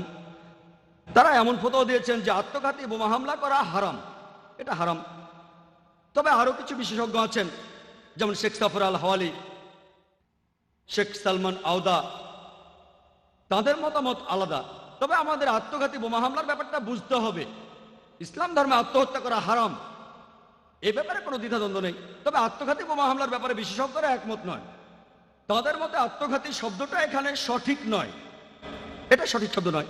আত্মহত্যার ক্ষেত্রে একজন তার জীবন নিয়ে বিরক্ত হয়ে জীবনটা দিয়ে দিতে চায়। আর এখানে তাদের মতে এটা যুদ্ধের একটা কৌশল। এখানে উদ্দেশ্য হলো শত্রুপক্ষের ক্ষতি সাধন করা, আর এটা করতে গিয়ে এই সম্ভাবনায় বেশি তারা মারা যাবে। সেজন্য এটা যুদ্ধের একটা কৌশল। আর অনেক বিশেষজ্ঞ যেমন শেখ সালমান আওদা বলেন এটা সঠিক। তবে এর মানে এই নয় যে একজন মুসলিম ইচ্ছে করলেই শরীরে বোমা বেঁধে হামলা করতে পারে। এসব ক্ষেত্রে সালমান আওদা, সাফর হাওয়ালি বলেন এটা হারাম। আমি আগেই বলেছি যে আত্মঘাতী হামলার এই কালচার ইসলাম ধর্মে ছিল না, এটা ইসলামে আগে ছিল না। তবে কিছু মুসলিম আছে প্যালেস্টাইনে অথবা ইরাকে, তারা এমন করেছে। তবে তাদের মতে শেষ উপায় হিসেবেই এমনটা করেছে তারা। এসব জায়গায় অনেক মুসলিমকে হত্যা করা হয়েছে। তখন তারা চেয়েছিল যে আমরা একাই মরবো না, সঙ্গে কিছু লোক নিয়ে আমরা মরবো। আর উদ্দেশ্য হলো শত্রুপক্ষের ক্ষতি করা। কিছু বিশেষজ্ঞ বলেন যুদ্ধের কৌশল হিসেবে করা যেতে পারে। আর আমি আমার লেকচারও বলেছিলাম যে ইরাকে আমেরিকান সৈন্যরা আসার আগে আত্মঘাতী হামলা ছিল না। রবার্ট পেপের কথা অনুযায়ী, তিনি আত্মঘাতী হামলার উপরে বিশেষজ্ঞ। তার মতে বেশিরভাগ আত্মঘাতী হামলার পেছনে কারণটা হলো সামাজিক বা রাজনৈতিক কারণ, সামরিক সরকারের বিরুদ্ধে, দেশ থেকে সামরিক সরকার সরানোর জন্য। তাহলে এই কথাটা বলেছেন রবার্ট পেপ তার লেখা বই ডাইং টু উইনে। তবে আত্মঘাতী হামলাকে যেসব বিশেষজ্ঞ অনুমতি দিয়েছেন তারাও একথা বলেছেন যে এ ব্যাপারে একজন বিশেষজ্ঞ সব নির্দেশ দেবেন, সবকিছু নিয়ন্ত্রণ করবেন। এমন কেউ যিনি ইসলামিক শরিয়া ভালোভাবেই জানেন। নিরীহ মানুষদের হত্যা করতে পারবেন না, ইসলামে এটা হারাম। আর সূরা মাইদার 32 নম্বর আয়াতে এটা উল্লেখ করা আছে। সবকিছু বিবেচনা করে বললে কিছু কিছু ক্ষেত্রে কিছু বিশেষজ্ঞ বলেন যে এটার অনুমতি আছে। আশা করি উত্তরটা পেয়েছেন। হ্যাঁ ভাই। আসসালামু আলাইকুম স্যার, আমার নাম মোহাম্মদ ফিদা। আপনার কাছে আমার প্রশ্নটা একজন অমুসলিমকে নিয়ে। আসলে সে একজন নাস্তিক, সে কোনো ধর্মে বিশ্বাস করে না। সে আমাকে একটা প্রশ্ন করেছে যে আল্লাহকে কে সৃষ্টি করেছে? আল্লাহ আমাদের সৃষ্টি করেছেন, আল্লাহকে কে সৃষ্টি করেছে? কিভাবে এই প্রশ্নের উত্তর দেব? ভাই, আপনি প্রশ্ন করলেন যে একজন অমুসলিম নাস্তিক জিজ্ঞেস করেছেন কে আল্লাহকে সৃষ্টি করেছেন। এর উত্তর দিতে গিয়ে এভাবে বলা যায় যে আমার বন্ধু, তার নাম জন, তার ভাই জ্যাক হাসপাতালে ভর্তি হয়েছে। সে আমাকে বলল, জন আমাকে বলল যে আমার ভাই জ্যাক হাসপাতালে ভর্তি হয়েছে আর একটা বাচ্চার জন্ম দিয়েছে। ওই বাচ্চাটা ছেলে নাকি মেয়ে? ছেলে না মেয়ে বলতে পারবেন? আমি আসলে জানি না। আপনি জানেন না? ছেলে না মেয়ে? একজন পুরুষ কিভাবে কোনো বাচ্চার জন্ম দিতে পারে? জ্যাক একজন পুরুষ, সে জনের ভাই, হাসপাতালে ভর্তি হয়েছে, একটা বাচ্চার জন্ম দিয়েছে, ছেলে না মেয়ে? প্রশ্নটাই অযৌক্তিক। একজন পুরুষ বাচ্চা জন্ম দিতে পারে না। একইভাবে ঈশ্বরের কথা যদি বলি, আল্লাহ কেউ তাকে সৃষ্টি করেনি, তাই কে আল্লাহকে সৃষ্টি করেছে এই প্রশ্নটাই অযৌক্তিক। যদি আমি বলি যে অমুক লোক আল্লাহকে সৃষ্টি করেছে, সে তাহলে আল্লাহ নয়। ওয়ালাম ইয়াকুল লাহু কুফুয়ান আহাদ, তার সমতুল্য কেউ নাই। তাই আল্লাহ তাআলার সংজ্ঞা হলো তাকে কেউ সৃষ্টি করেনি। তাই কে আল্লাহকে সৃষ্টি করেছে এই প্রশ্নটাই অযৌক্তিক। যখনই আল্লাহকে সৃষ্টি করার কথা বলছি, সে তখন আর আল্লাহ হবে না। আল্লাহ তাআলাকে কেউ সৃষ্টি করেনি, তিনি এই বিশ্বজগৎ সৃষ্টি করেছেন, আমরা তার উপর নির্ভরশীল, তিনি কোনো কিছুর উপরে নির্ভর করেন না। এখন একজন নাস্তিককে কিভাবে বোঝাবেন? আপনি আমার ভিডিও ক্যাসেট দেখতে পারেন, is the Quran God's word, এই প্রশ্নের উত্তরটা পাবেন। এছাড়াও জানবেন কিভাবে একজন নাস্তিককে বোঝাতে হবে। এই ভিডিওটা থেকে আপনি বিস্তারিত জানতে পারবেন একজন নাস্তিককে কিভাবে বোঝাবেন। এবারের প্রশ্ন স্লিপে এখনকার মিডিয়া 11ই সেপ্টেম্বর নিয়ে মুসলিমদের বিরুদ্ধে কি কোনো ভূমিকা পালন করেছে? ভাই প্রশ্ন করেছেন এখনকার মিডিয়া 11ই সেপ্টেম্বর নিয়ে মুসলিমদের বিরুদ্ধে কোনো ভূমিকা পালন করছে কিনা। এটা গোপনীয় কিছু না। মিডিয়া আমাদের বলছে যে আনুমানিক 13 জন আরব দেশীয় লোক তারা একটা প্লেন নিয়ে ওয়ার্ল্ড ট্রেড সেন্টার ক্র্যাশ করেছিল। এটা কিভাবে জানলো? তারা সেখানে একটা পাসপোর্ট পেয়েছিল। চিন্তা করেন, 2000 ডিগ্রির তাপমাত্রা। কৌতুক করে বলা হয়েছিল যে এখন থেকে আমেরিকার সৈন্যদের ইউনিফর্ম বানানো হবে সেই পাসপোর্ট দিয়ে। সব উড়ে গেল, শুধু পাসপোর্টটাই থেকে গেল। খবরে বলা হলো এই মুসলিম আরবরা তারা সেই প্লেনে ওঠার আগের দিন মদের দোকানে গিয়ে মদ খেয়েছিল। চিন্তা করেন, তারা পরের দিনই মারা যাবে, তারা সবাই সে কথা জানে, আর তারা মদের দোকানে গেল মুসলিম হওয়ার পরও। তারা এইসব ইনফরমেশন কোত্থেকে পায়? এটা পরিষ্কারভাবে অপবাদ দেয়া। এটা কে করেছে? ওসামা বিন লাদেন করেছে। চিন্তা করেন, সিআইএ তারা বছরে কয়েকশো কোটি ডলার খরচ করে, পেন্টাগনের উপরে একটা পাখিও নজরদারি ছাড়া ওড়ে না। সেখানে একটা পাখিও নজরদারি ছাড়া ওড়ে না, আর একটা প্লেন এসে সোজা পেন্টাগনে ক্র্যাশ করলো। এরপরে অনেকগুলো থিওরি বলা হয়েছে। এগুলোকে থিওরি বলছি কারণ এগুলো প্রমাণিত নয়। তাহলে কিভাবে হয়েছে? বিশেষজ্ঞরা পরে পেন্টাগনে পরীক্ষা করে বলেছেন এই বিস্ফোরণটা কোনো এরোপ্লেনের পক্ষে করা সম্ভব না। এইসব খবরের উদ্দেশ্য ছিল মুসলিমদের নামে অপবাদ দেয়া। মিডিয়া ইসলামের বিরুদ্ধে এইসব প্রচার করছে। আর এছাড়াও কয়েকটা থিওরি এমন বলছে এই কাজটা ভেতরে কেউ করেছে। যেভাবে ওয়ার্ল্ড ট্রেড সেন্টার ভেঙে পড়েছে সেটা প্লেনের আঘাতে হতে পারে না, ভেতর থেকে কেউ করেছে, আল্লাহ জানেন।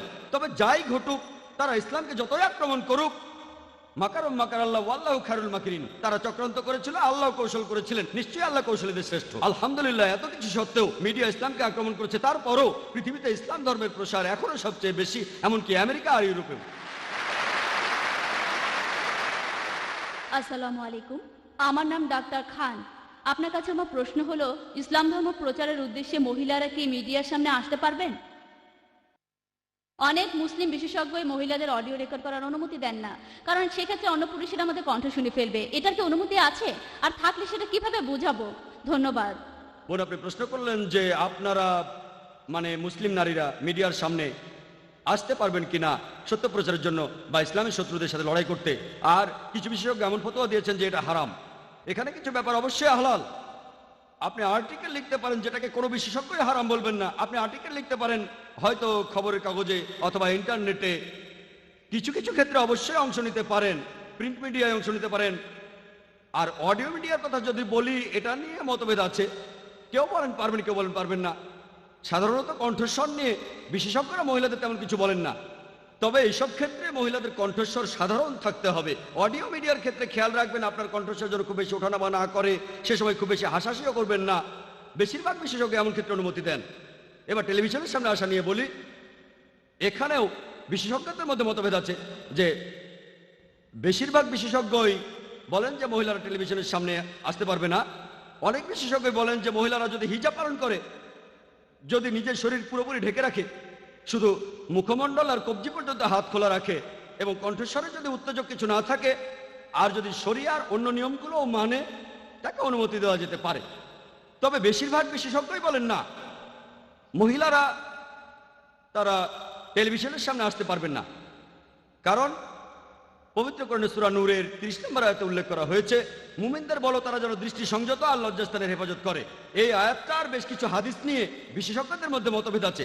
তবে এই গত বছরে একজন বিখ্যাত সালাদ বিশেষজ্ঞ যেমন শেখ নাসির আল আওয়াদ, আমি সৌদি আরবে এটা শুনেছিলাম, তিনিও এটার অনুমতি দিয়েছেন যে মহিলারা যদি ঠিকমতো পোশাক পরে, যদি তার মুখে নেকাব নাও থাকে, কারণ নেকাব দেওয়াটা ফরজ না, যদিও অনেকে বলে ফরজ, তবে শেখ নাসির আলবানির মতো কয়েকজনের মতে নেকাব যেটা দিয়ে মুখ ঢাকে এটা ইসলামে ফরজ না। তবে এখন অনেক বিশেষজ্ঞ, বেশিরভাগই না, তারা অল্প কয়েকজন, সংখ্যায় হয়তো বেশি কিন্তু পার্সেন্টেজ অনেক কম, এমন কিছু বিশেষজ্ঞ ফতোয়া দিয়েছেন যেমন সৌদি আরবের নাসির আল আওয়াদ, যে মিডিয়ার গুরুত্বের কারণে আমরা মহিলাদের টিভিতে আসার অনুমতি দিতে পারি।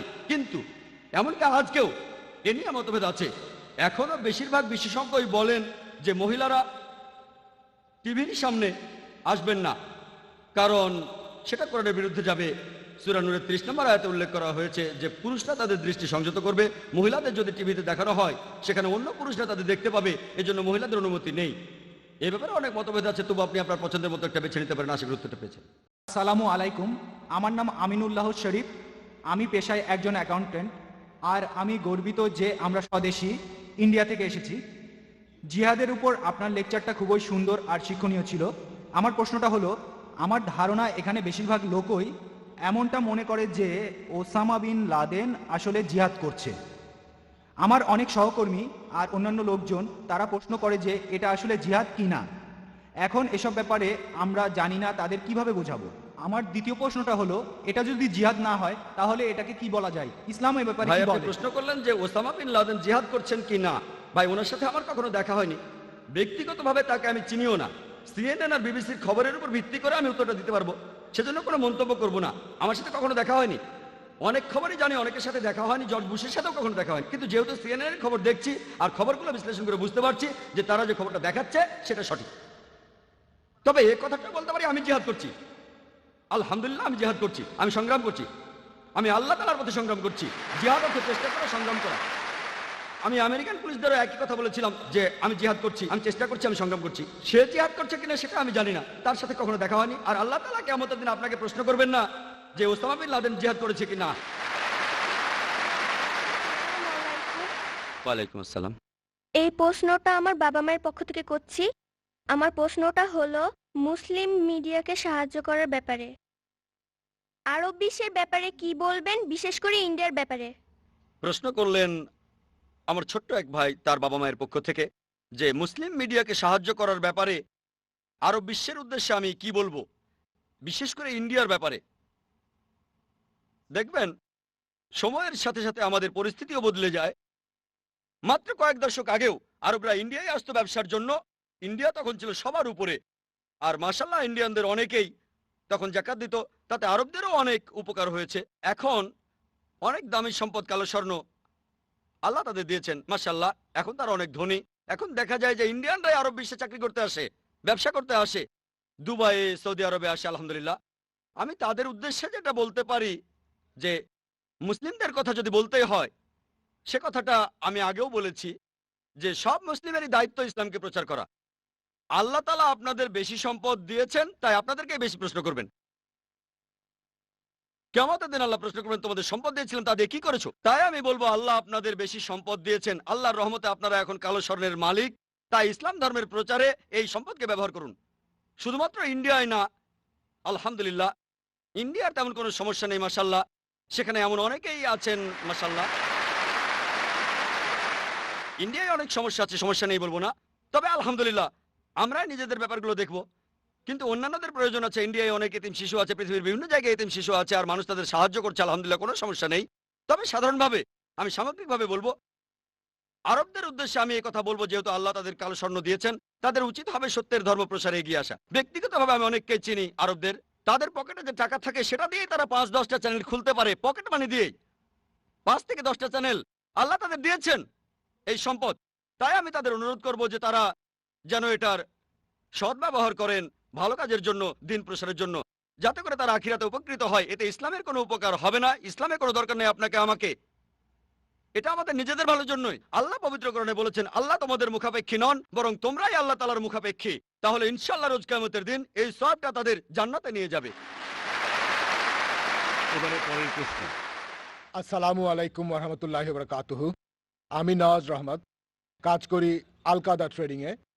আল কায়দা না, আল কায়দা ট্রেডিং, সেলসম্যান। এখন মিউজিক হলো হারাম, এটা সব মুসলিমই জানেন।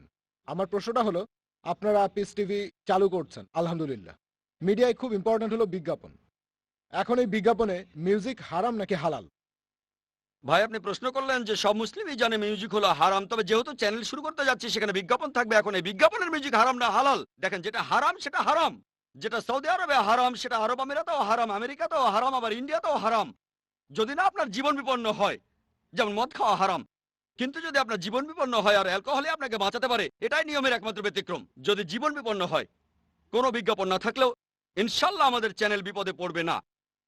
এজন্যই আমি আগে বলেছিলাম যে একটা চ্যানেল চালানো কঠিন, ইসলামিক শরিয়া মেনে চ্যানেল চালানো আরো কঠিন।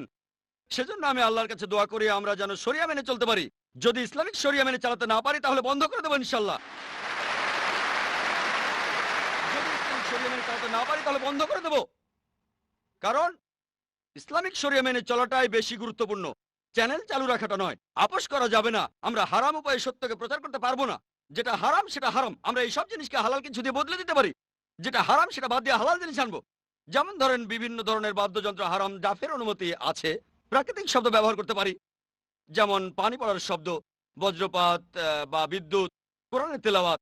যদি আইআরএফের অনুষ্ঠানগুলো দেখেন, অনুষ্ঠানের শুরুতে আপনারা শুনবেন, আপনাদের মনে হবে না যে কোনো মিউজিক নেই। যদিও আমরা মিউজিক ব্যবহার করি না, তবে এই প্রাকৃতিক শব্দগুলো সেই সব অনুষ্ঠানে যেভাবে শুনবেন, আলহামদুলিল্লাহ এই শব্দ এগুলো একই রকম না, কিন্তু শুনতে অনেকটা মিউজিকের মতো।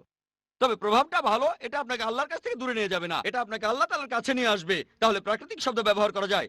আর এমন কোনো বিজ্ঞাপন দেখাবো না যেটা হারাম, কোনো হারাম অ্যাড দেখাবো না, যেমন কোনো অ্যালকোহল নিয়ে বিজ্ঞাপন, অথবা সুদ নিয়ে কাজ করে এমন কোনো কোম্পানি বা ব্যাংক, অথবা যেসব বিজ্ঞাপনে মহিলাদের শরীর দেখানো হয়ে থাকে। যদি আমাদের চ্যানেলে বিজ্ঞাপন দিতে চান হালাল বিজ্ঞাপন, তাহলে স্বাগতম জানাই। তা না হলে বিজ্ঞাপনের কোনো প্রয়োজন নেই। আমাদের আল্লাহর সাহায্য দরকার, সেটাই বেশি গুরুত্বপূর্ণ। আশা করি উত্তরটা পেয়েছেন। সর্বশেষ প্রশ্ন মহিলাদের মধ্য থেকে। বিসমিল্লাহির রহমানির রহিম। আমার নাম ডক্টর ফেরদৌস। আমার প্রশ্নটা হলো, রাসূলুল্লাহ সাল্লাল্লাহু আলাইহি ওয়াসাল্লামের হাদিস থেকে আমরা দাজ্জালের বিভিন্ন বৈশিষ্ট্য সম্পর্কে জানতে পারি। এমন বেশ কিছু হাদিস আমাদের বলে যে দাজ্জাল পৃথিবীর সব বাড়িতেই যাবে। সে তোমাকে এমন পানি দেখাবে যেটা পান করতে পারবে না, এমন আগুন দেখাবে যেটাতে তুমি পুড়বে না। আমরা কি টেলিভিশনকে এমন একটা দাজ্জাল বলতে পারি না? বোন, আপনি প্রশ্ন করলেন যে একটা সহিহ হাদিসে দাজ্জালের কথা বলা হয়েছে। অনেক বিশেষজ্ঞ বলেন, আর আপনি এর কথা বললেন যে কিছু কিছু বিশেষজ্ঞ বলেন যে এই টেলিভিশন কানা আর দাজ্জাল এক চোখের দাজ্জাল, স্ক্রিনের হলো একটা চোখ, তাই টিভি হলো দাজ্জাল। এখন এই টিভিকে দাজ্জাল বলা যায় কিনা আমরা আসলে নিশ্চিতভাবে বলতে পারি না যে টেলিভিশনই হচ্ছে দাজ্জাল। এখানে আমরা কি করতে পারি? আমাদের নবীজি সাল্লাল্লাহু আলাইহি সাল্লাম বলেছেন, যখন তোমরা সালাতের জন্য দাঁড়াবে কোনো ফাঁকা জায়গা রেখো না, ফাঁকা জায়গা পূরণ করো যাতে করে শয়তান সেখানে দাঁড়াতে না পারে। সহিহ বুখারী 1 নম্বর খণ্ড, বুক অব আজানের 75 অধ্যায়ের 692 নম্বর হাদিস। এই হাদিসটা এছাড়াও আছে, সেটা সুন্নান আবু দাউদে 1 নম্বর খণ্ড, বুক অব সালাতের 245 নম্বর অধ্যায়ের হাদিস নম্বর 666। যখন তোমরা সালাতের জন্য দাঁড়াবে কাঁধে কাঁধ লাগিয়ে দাঁড়াও, ফাঁকা জায়গা পূরণ করো যাতে শয়তান ঢুকতে না পারে। যদি আপনি মনে করেও থাকেন টিভি একটা দাজ্জাল, তাহলে সে দাজ্জালকে মুসলিম বানিয়ে নিন। এই মিডিয়ার চেহারা পাল্টে দিয়ে এটা দিয়ে ইসলাম প্রচার শুরু করে দিন। এমন কোনো প্রমাণ নেই যে টেলিভিশন একটা দাজ্জাল। তবে আপনি যদি টিভিকে দাজ্জাল মনে করেও থাকেন, তাহলে আমরা কি করব? আমরা এই মিডিয়াকে ব্যবহার করব সত্য প্রচারের কাজে, যাতে করে আল্লাহ সুবহানাহু ওয়া তাআলার কাছে বলতে পারি যে আমরা ইসলাম প্রচারের জন্য যথাসাধ্য চেষ্টা করেছি, এই পৃথিবীতে ইসলামের বাণী ছড়ানোর চেষ্টা করেছি পুরো মানুষ জাতির জন্য। ওয়া আখিরু দাওয়ানা আলহামদুলিল্লাহি রাব্বিল আলামিন। মোহাম্মদ আরিফ জুলফার এবার অনুষ্ঠান শেষ করবেন। ধন্যবাদ। আমি এখানে উপস্থিত সবার পক্ষ থেকে ডাক্তার জাকির নায়েককে আমার ধন্যবাদ জানাচ্ছি। জাযাকাল্লাহ খায়ের। আল্লাহ আপনাদের সবাইকে শান্তিতে রাখুন। আসসালামু আলাইকুম ওয়া রাহমাতুল্লাহ।